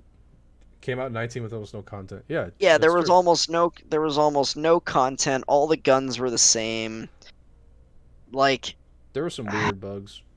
It's kind of funny. the as I said, the combat was kind of fun. Oh, and then the best part about the game, the flying, like being able to fly around in your javelin and explore the world. Yeah, there Oh, was like a fuel meter that ran out every 10 seconds and you had to land. okay. Picture this. Picture a universe where Iron Man in the Avengers movie has to go, hold on, guys. I need to cool down. Hold on. Give me a second. I'll be right there, Spidey. And he just like sits on the ground for like a minute. He's just like, hold on. Just give me a minute. Hold on, I gotta fly under a waterfall. What a stupid idea. Wait, Thanos, hold on. I gotta cool Can you down real wait? quick. We'll keep the fight going in a minute. Oh, hold on, wait. Cooling down. What? Give me a minute. Just give me a minute. I know Okay, you're we like, can keep go. Okay, we can keep going now. what is why would you do that? Just let us free fly. I don't understand why I was like, no, they have to have a cooldown. Otherwise they'll just fly everywhere. It's like, who cares? That's the best Yeah, part of your game. That's what you want. their rationalization apparently for it was that like, oh yeah, they wanted people to actually like see the cool, beautiful world that they built, not just fly over it all. Which, I mean, I suppose that kind of makes sense in a way. But why would you introduce into a mechanic in the game that is makes the game less fun? They're like, we have this really cool thing where you can fly around, but you know what?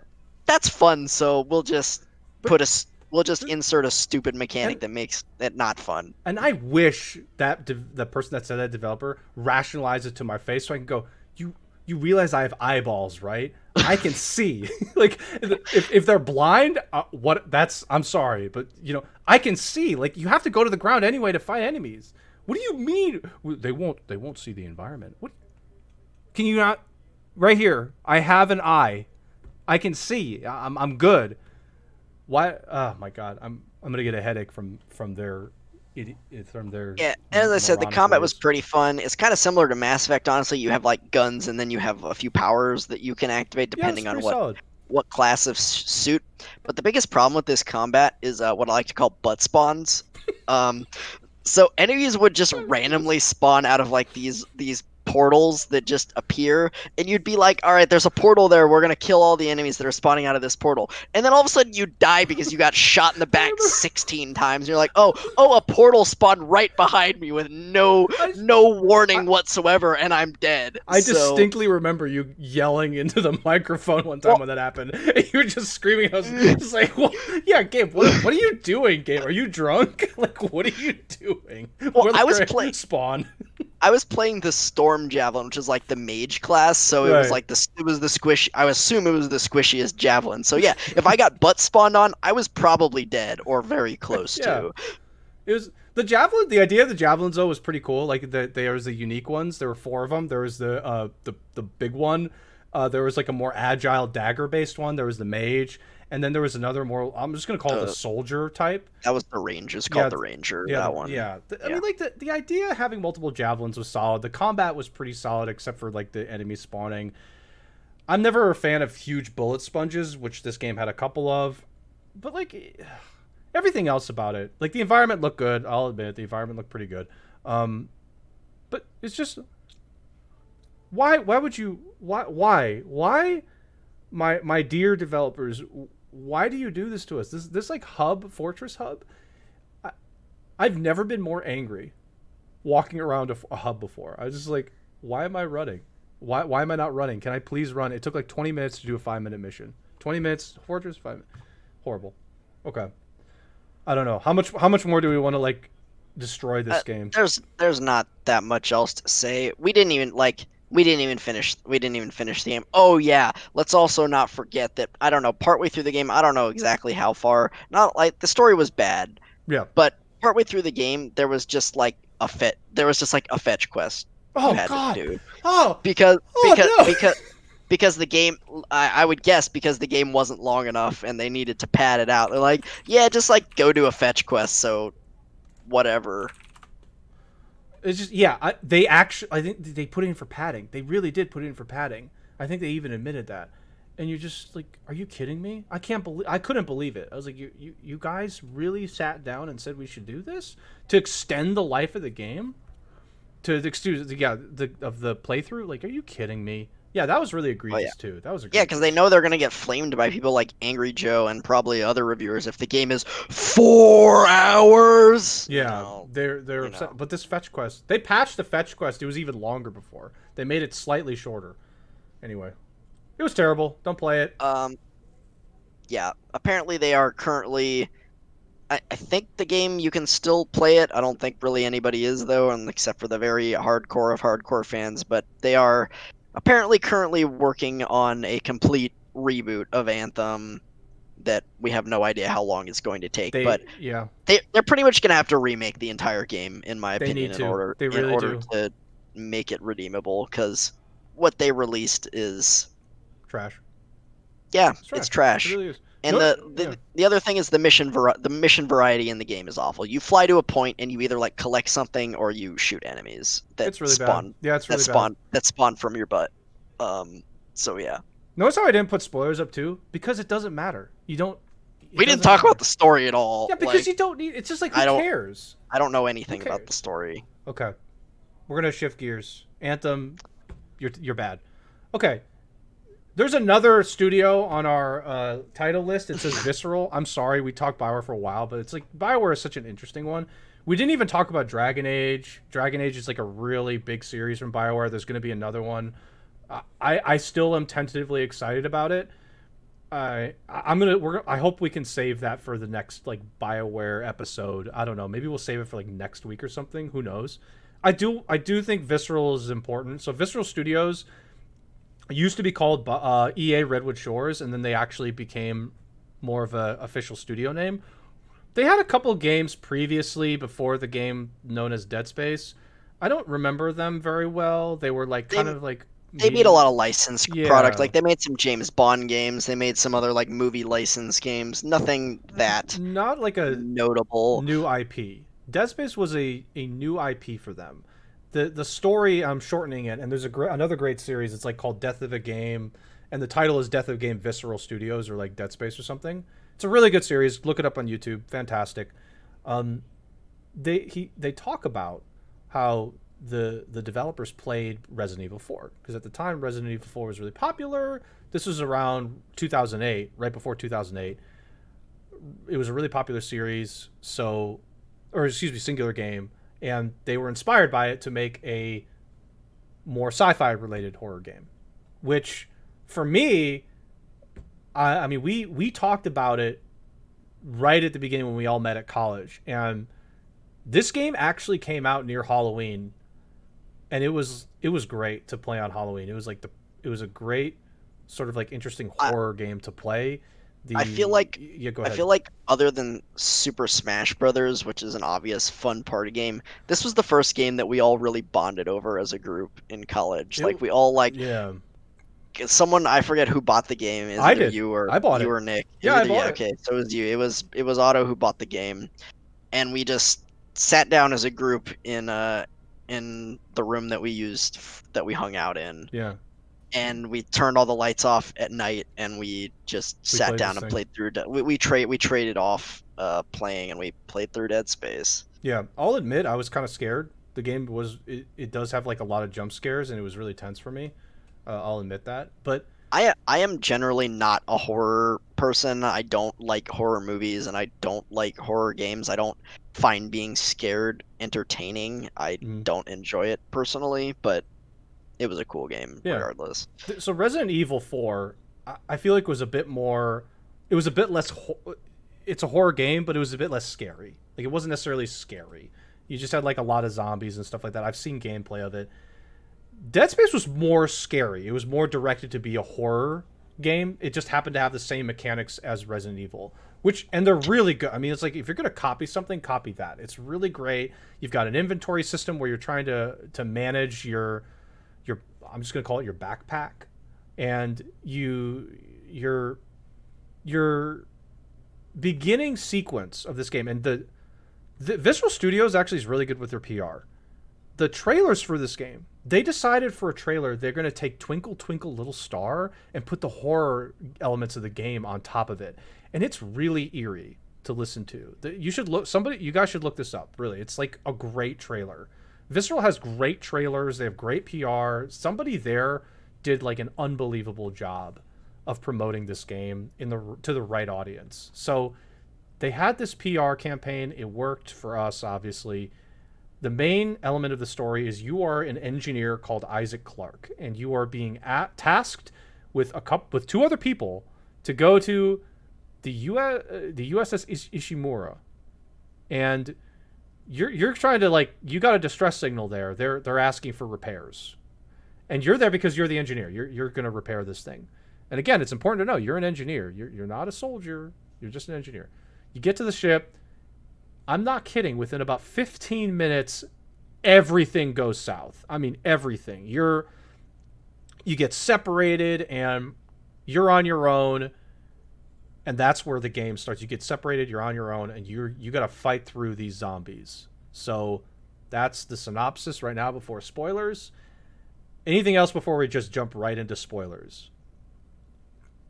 I don't really remember the story that well, Okay, so so I can talk through the story the limited, but the zombies in this game are known as necromorphs. yep. They are these weird kind of lanky looking zombies with big like claws on both their arms and their legs. Mm-hmm. And the main mechanic of the game was actually that like you the way you kill these things, you shoot their limbs off. You don't headshots really don't do anything They in don't do this anything. game as opposed to headshots and body shots. You'll kill them eventually, but it takes forever.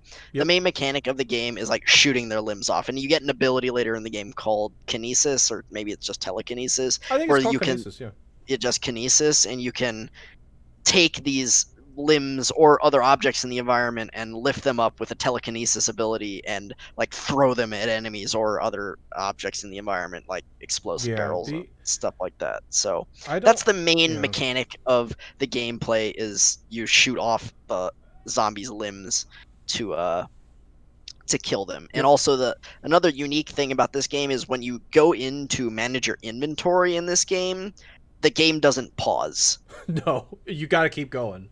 So you have to make sure there are no enemies around you when you go in to manage your inventory, because you can get attacked while you're managing your inventory. And also the entire HUD, the heads-up display of the game, the front-facing thing to the player that usually shows like your health and stuff like that, are actually all within The your character. character Yep. Isaac's model. Like his back had this meter on the back of it that indicated your health, and then your inventory was just like a screen that would appear up in front of him when you opened up your Yep. inventory. So that was interesting. It had a lot of good unique elements to it. Like I was really glad that you could see the health on his back as opposed to like a HUD. It lets you Yeah. see everything more clearly. The fact that you couldn't necessarily check your inventory without knowing there's nobody around. Like I've had it before where I've checked and there was enemies that just popped out of nowhere. I mean it's very unique. It's got like a cool style to it. Very fun. Like the shooting mechanics are great still. Like it's meant to be methodical and you're just like slow, you're sluggish. Like you're not a fast person at all. These things if they start sprinting at you will catch up to you. So you're also like you're very you know the environments well enough. You start to learn, okay, do I need to put my back to a wall? Do I need to be in a corner to be safe so that nothing comes out from behind me and hits me? There's some like good elements to this game, good mechanics. The series has like that's the flow of the whole series to be honest, but um that's how like the games work in general. So I'm gonna put the spoilers tag up. We're gonna talk about Dead Space 1, 2, maybe 3, obviously, all in sort of like one fell swoop. Because the stories of these games aren't too complicated, to be honest. So, the story of this game specifically is you're on the ship repairing it, but you discover on your way that you think at first that like there's like some kind of like specific like it's just like okay how do these people how do people normal people become these zombies. You end up discovering that there's like this alien artifact on the ship that's being housed here, and this artifact has some kind of influence on their minds to make you go crazy, and then when you die you become one of these zombies. So there's like there's a timeline of events that happen, and there's like some interesting other games that go into this more about how this happens, but people start to go crazy really quickly. They start to become aggressive, and then when they die they become the zombies, and the zombies are really difficult to kill. And the zombies do have like claws. They also have like these like almost like needles that come out of their hands too. It's really is kind of scary to see these things in action. And there's multiple different enemy types. There's even enemies that just like take dead bodies and immediately turn them into these zombies. They look like bats, so we call them bats. But there's a lot of different things to consider. There's like hulking masses of that are enemies, and they're just like they're the big, I don't know what to say. They're the chunky monsters, and there's like very cool variety of enemy types. The story though is that this artifact gets here, and you then discover that it turns out that a cult is involved. There's a religious cult that I don't remember the name of it, but the it's like a church. It's a church, and they're involved in uncovering these artifacts and using them because they believe like it's like their salvation to have these artifacts. There's a bit more to it. Yeah, I And vaguely remember that they believe that, it's basically like your higher calling is to become one of these zombies. That's oop, a good thing. sorry, Spoon's roboting a bit here. Let's wait for him to clear up. Um, Am I I think you're still? better. You're good. I think you got a little spectrum Okay. there. But Yeah, a little bit. yeah, Spoon's right. So he was basically saying that it's like the cult believes this is your higher calling to become one of these creatures.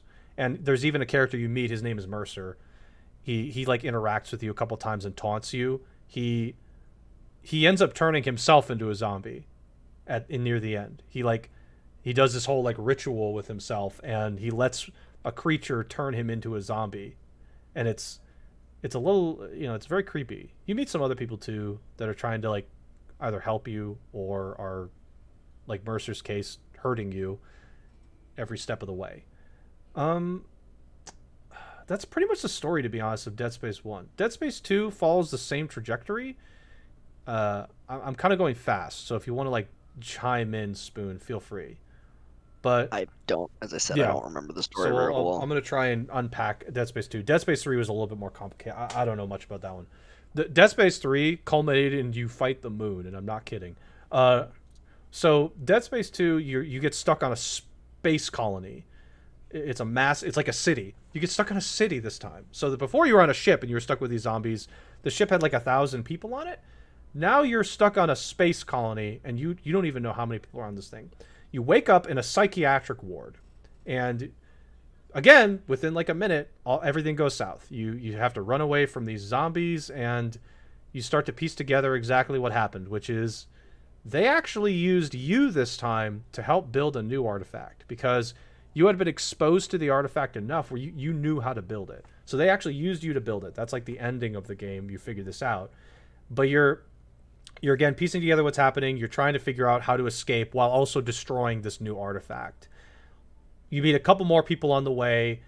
I think this game generally is perceived as better overall. The gameplay of this one is improved. The kinesis in the previous game in Dead Space 1 didn't actually do much to the enemies when you hit them. In Dead Space 2, the kinesis can one shot and kill these creatures. It is a viable option now to kinesis enemies to death. There's really cool like extra stuff. Like you start by communicating with somebody at the beginning who's like trying to help you through, and it turns out it's a church leader, and she like tricks you and tries to capture you. There's another person who becomes your partner. Her name is Ellie. She's I think she's a soldier or something like that, and she like sort of helps you a little bit, but she's skeptical of you. She doesn't trust anyone, obviously.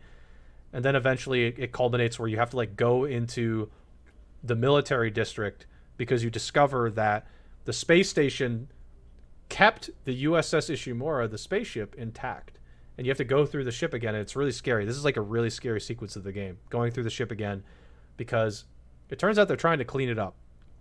They're trying to clean the ship up and make it look like nothing happened. And there's a lot of really creepy sequences in this one too. I like it a lot. There's no end bosses to these games, by the way. The end boss of the first and second one culminates in an unkillable necromorph, unkillable zombie that you have to kill using like the first one you end up using like various different ways. You like freeze it to death, or you use like jet engines to kill it. In this game, it's like something similar. You like kill it with something like that. The bosses in this game, like the final bosses, aren't particularly good. There's some other good bosses in Dead Space 2, but that's pretty much the story. So I'm not going to talk about the story of Dead Space 3 at all, because I know, Spoon, you don't remember it. I'm just going to say this game culminates in you fighting the moon. I'm not kidding. That's not a joke. Like I don't remember that at all. The final boss is a necromorph has taken over the moon, and I swear it's the stupidest thing I'd ever heard of. You go to a planet this time, so it's a whole planet. It's like a frozen planet, and you fight the moon. I mean, come on, really? Like, this is where EA kind of like influenced the game. They really put their influence on this one. There was a lot of microtransaction garbage, and things like that. And God, who greenlit the moon? Come on, it's like a joke when you see the Yu-Gi-Oh episode where he stabs the moon. It's oh my God, it's so bad. It's so bad. We're like, yeah, we have to kill the moon. The moon's influencing the moon. The moon is a necromorph, I think. And I was like, oh, come on, stop. That was where I lost interest, particularly with that one. 1 and 2 are good games. But like, okay, so I mean, that's the story of the games. Is there anything else, like, Spoon? I know you don't remember the story, but other stuff that you wanted to like mention or talk about with this series? Like, this is like the only game series from Visceral that really succeeded, and I wanted to mention it because like this series also came out around the time Mass Effect series came out, and you can see the EA marks on it too, like with the microtransactions, and they tried to force multiplayer into Dead Space 2. Yeah, I again, as someone who's not generally a fan of horror games, I really liked these games. They did a really good job with the horror elements. It was definitely like scary and creepy. The environment was really creepy and made you feel like you were trapped on a ship with you versus a horde of zombies, basically. Um, the zombies crawled around in the vents and would like pop out at you through the Yeah, vents. that was Um, cool. That was really cool. The story was like, for an action game, the story was pretty interesting. There were these log files you could pick up throughout the game that Yeah. would play, you know, with some lore on the ship, the things that were happening during or even before the infestation, I Yeah. suppose.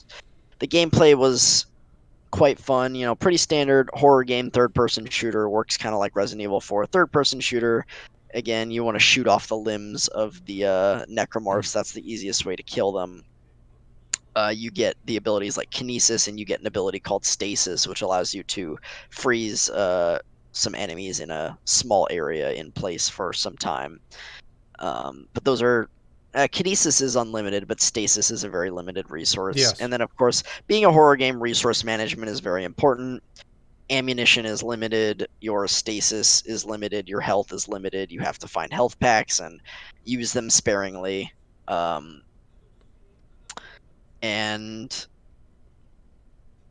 yeah, I That, mean, yeah. I think the games 1 and 2 at least were very well done overall, very fun. The environment, as I said, the environment and the scare factor were cool. There's one sequence in particular I remember in Dead Space 2 where you're going through a baby, or like in like a nursery Oh area. gosh, that was horrible. Yeah, that part was I mean, it was awful, but it was great. It was It great. was Yeah. Oh my so gosh. creepy, so scary. These like baby enemies jumping at you.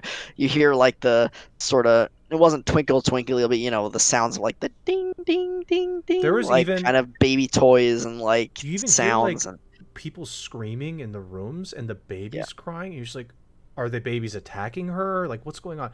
It's yeah, that part was bad. I forgot that. That was like, I mean, yeah. like bad, a good way, like good, but So that part was really creepy, and oh, there's it there's one go other ahead. sequence I wanted to touch on too.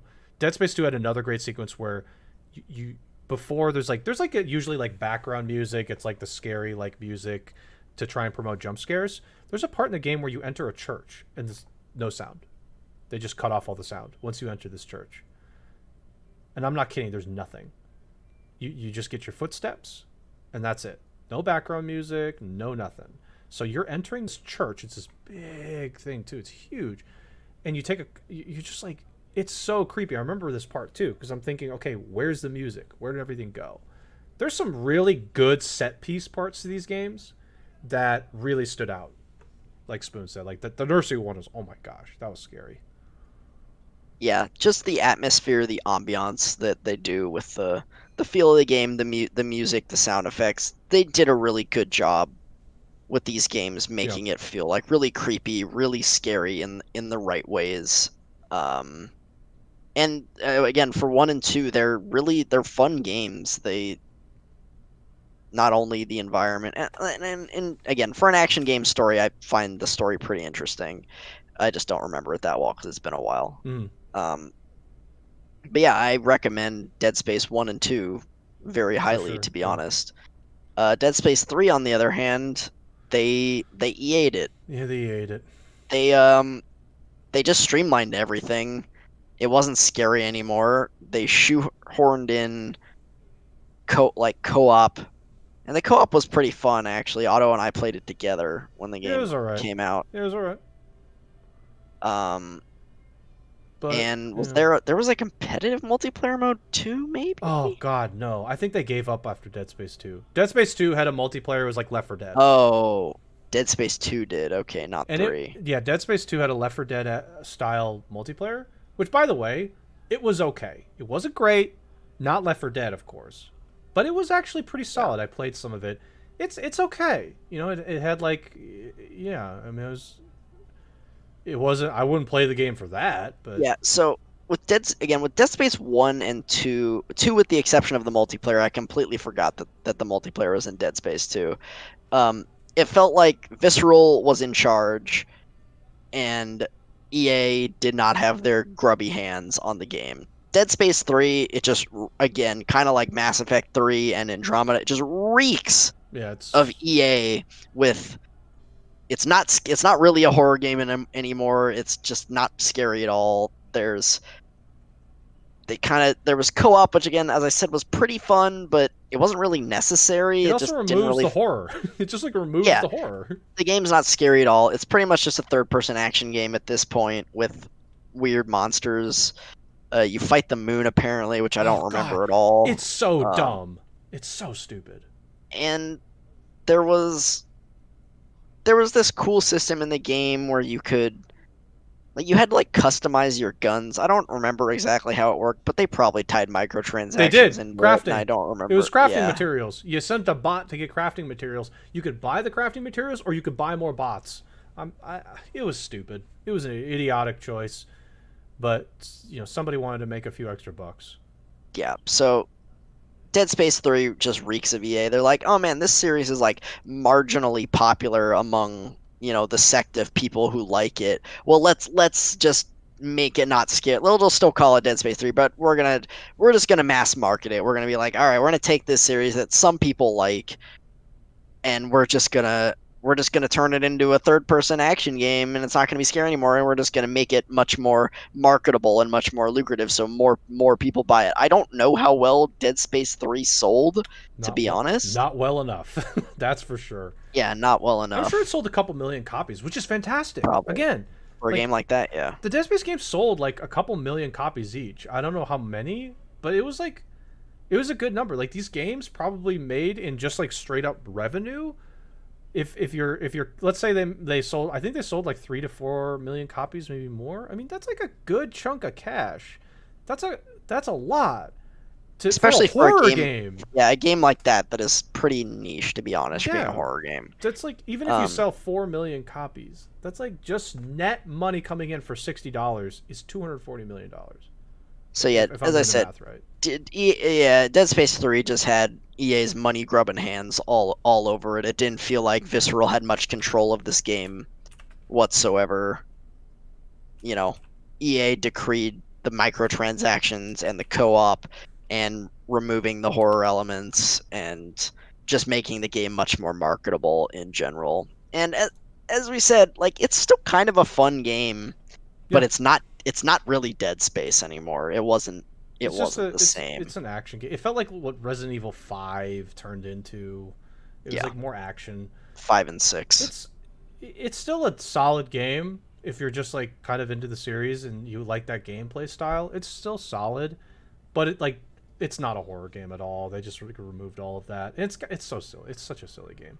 Um, And then, so I guess to wrap this up before we yeah, finish, Visceral was working on a Star Wars game. Apparently, it was called, at least tentatively, I think it was called like Star Wars like 1313 or something like that. I don't yeah. remember exactly. It was supposed to be this like sort of underworld Star Wars game where you played as some sort of like, I don't know, it was like an assassin or Bounty mercenary hunter. or I'm sure bounty bounty hunter. hunter, something like that.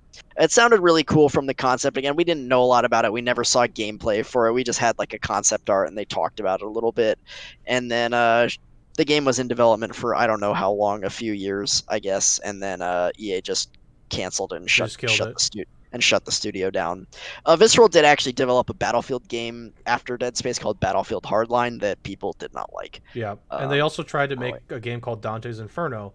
Oh Great, yeah, great PR, not a great game.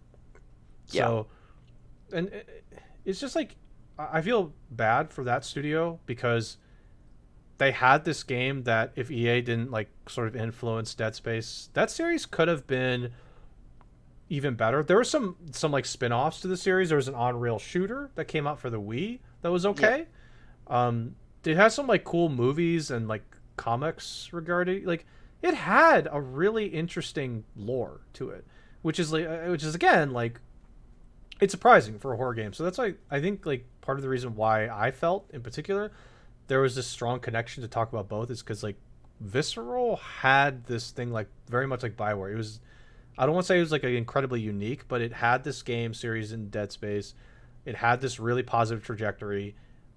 Somebody came in and put an agenda on their table, and rather than focus on developing the core functionality of the game, they did other stuff. And Mass Effect had that same trajectory where it's like, okay, 1 and 2 are good. Mass Effect 3 starts to fall off. Andromeda is not there at all. So and then Anthem exists, which Yeah, again just reeks of EA. Like, even like Dragon Age had that same trajectory. Origins is a good game. Dragon Age 2 is not that good, but still playable. It's just not that good though. Inquisition is pretty solid, but you can start to see flaws in the system. yeah, And yeah. Quickly, Inquisition was like generally fun, but the game in a lot of senses felt very like there were a lot of mechanics in the game, and a lot of them felt very like yep, underdeveloped and just half baked. yeah, And the game was very big, but there was a lot of empty space. yep. Like, That game was made in a year and a half. Actually, they talked about that. It was like, yeah, we made this game in a year and a half somehow. And then EA said, oh, you must be magical. You must be special. And it was like, no, they probably just overworked people, and that's how it happened. And it's just luck, pure luck. and they tried to do the same thing with Anthem, and And it we didn't saw what work. happened. So it's bad. And It's tough. Andromeda and Anthem actually they tried Yep. to do the same thing and it just didn't work. The And Bioware magic, as they called it yeah, in the they're like, oh yeah, everything will just come together. It'll be good because it's a Bioware game. It'll just come right. together in the end, and it didn't happen with Andromeda or Anthem. Yeah. And I feel, like I said, I feel bad for the Dead Space series because that's a great series that I wish Visceral would have just taken that formula and made more games like that. But I mean, they tried to branch out and it just didn't work. And then EA cut the cord. It's kind of unfortunate. That's a pretty solid studio that got cut out. So, and they had this like similar path to Bioware for their series too, for their IPs. So anyway, all right, we're pretty much at the limit, Spoon, for time, but Yep. we'll save Dragon Age for another time. I don't Yeah, know. we can maybe tack on like another EA studio like Respawn or something like that. I don't Yeah, I know. mean, Like there's for the respawn. next Yeah, time we respawn's could an do it. interesting one too. Yeah. So let's round this out. Let's talk about Myriathon Home once again. Just briefly, say that again. It's next Monday. It's going to be starting, like I said, 10 a.m. Pacific time. Is that, and then 1 p.m. Eastern time? Yeah, 12 Yeah, Central 12 Central. is so that's So 10 Pacific, 1 yeah, Eastern, 11 Mountain. um, Spoon and I will be starting it. Well, I will be, but Spoon's going to be, I'm sure, hanging around, and I'll be playing Pokemon Black and White. I'll have some incentives up hopefully soon regarding that. Hope some of you guys that are watching here, I know we've got a small group today, but hope you guys end up stopping by. And I also wanted to just say that please consider like telling your friends and family. Anything and everything helps. I won't even talk about the Myriathon.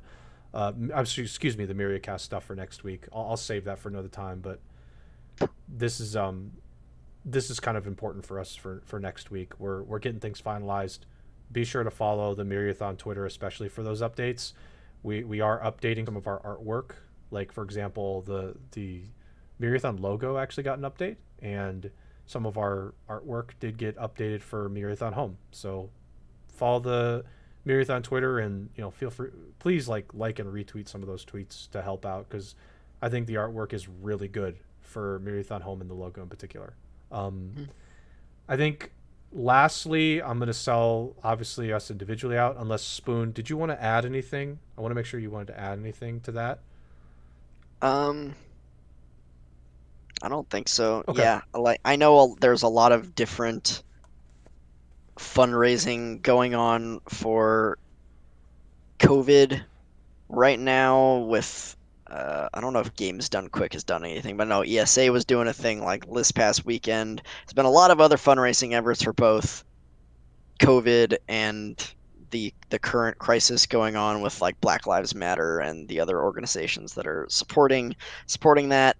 Um, so yeah, just if you've already donated, then fine. But we just, as Otto said, appreciate if you spread the word. Stop by at the very least. If you're unable to donate, we understand, and it's possible that you've already donated to Yeah, of course. a different group who's Yep. fundraising for the exact same thing that we're going to be. So we understand in that, but stop by, say hi, donate if you Yeah. can. And like he said, if you already did, don't worry about it. Just stop by and say hi. That's for me. Like when I'm on the stream, that's so much better. For that, if you're not donating, just saying hi, being like nice and active with us is really great. So one last thing for us individually. So for me, this week I'll still be streaming at relatively normal time. Tomorrow is going to be different. I have a phone call at like I want to say 2:30. So I'll be streaming Final Fantasy VII Remake this week, and Spoon and I will be doing more of the AI Somnium Files. Follow my Twitter and his Twitter for that. My Twitter is automaton89, and yeah, just stop by, say hi for my stream in particular. I appreciate it. You don't have to even like hang out the whole time, but saying hi is really great. I know that Spoon and I have talked about this all the time. Like having somebody with us when we stream is really great. So I always appreciate it. Spoon, go ahead. Yep, same. My Twitter is at SPTSpoon. Same with my Twitch, twitch.tv/SPTSpoon. I've been pretty inconsistent with streaming lately. As Otto said, I don't know, I got a little down on myself because I had a bunch of streams in a row where pretty much nobody stopped by and said anything. I streamed for 4 hours and it was just kind of a lonely go at it. So um, when I do stream, I'll be streaming this week either Sakura Wars, which I'm finishing up, maybe Xenoblade Chronicles Definitive Edition, which just came out last Friday, or practicing Kingdom Hearts 3 for the Myriathon Yep. next week. So if I'm streaming, and then on the couple days I'll be doing AI, probably Wednesday and Saturday again, I think, unless you want to Yeah, change that. we'll talk. Um, I mean, for hopefully we'll figure that for out. AI, which I'm really enjoying. I Yeah, think that game's we're excellent we're into that so game right far. now. So So yeah, stop by, say hi. Again, it's always a bit of a morale booster as a streamer if you just pop into chat, yep. and even if you just like say hi, how's your day, and have a quick, couple line conversation with us, makes me feel a lot better than just sitting there and streaming for however many Yeah. hours and not seeing a single message in chat. Yeah. So That's yeah, like I said, it's always nice. So we appreciate you guys. Like I said, we know it's a small crowd today, but thanks for listening in. I actually had a lot of fun with the Bioware stuff. We had some fun talking about Anthem too. That was really fun. And we will see you guys for Myriacast next week, next Monday, same time, and we'll get the topics out Friday, and the VODs and audio will come out Wednesday. Uh, so, like I said, thanks for coming by, and we'll see you guys next week, hopefully. Thanks. yep, have a good night. Have a good night.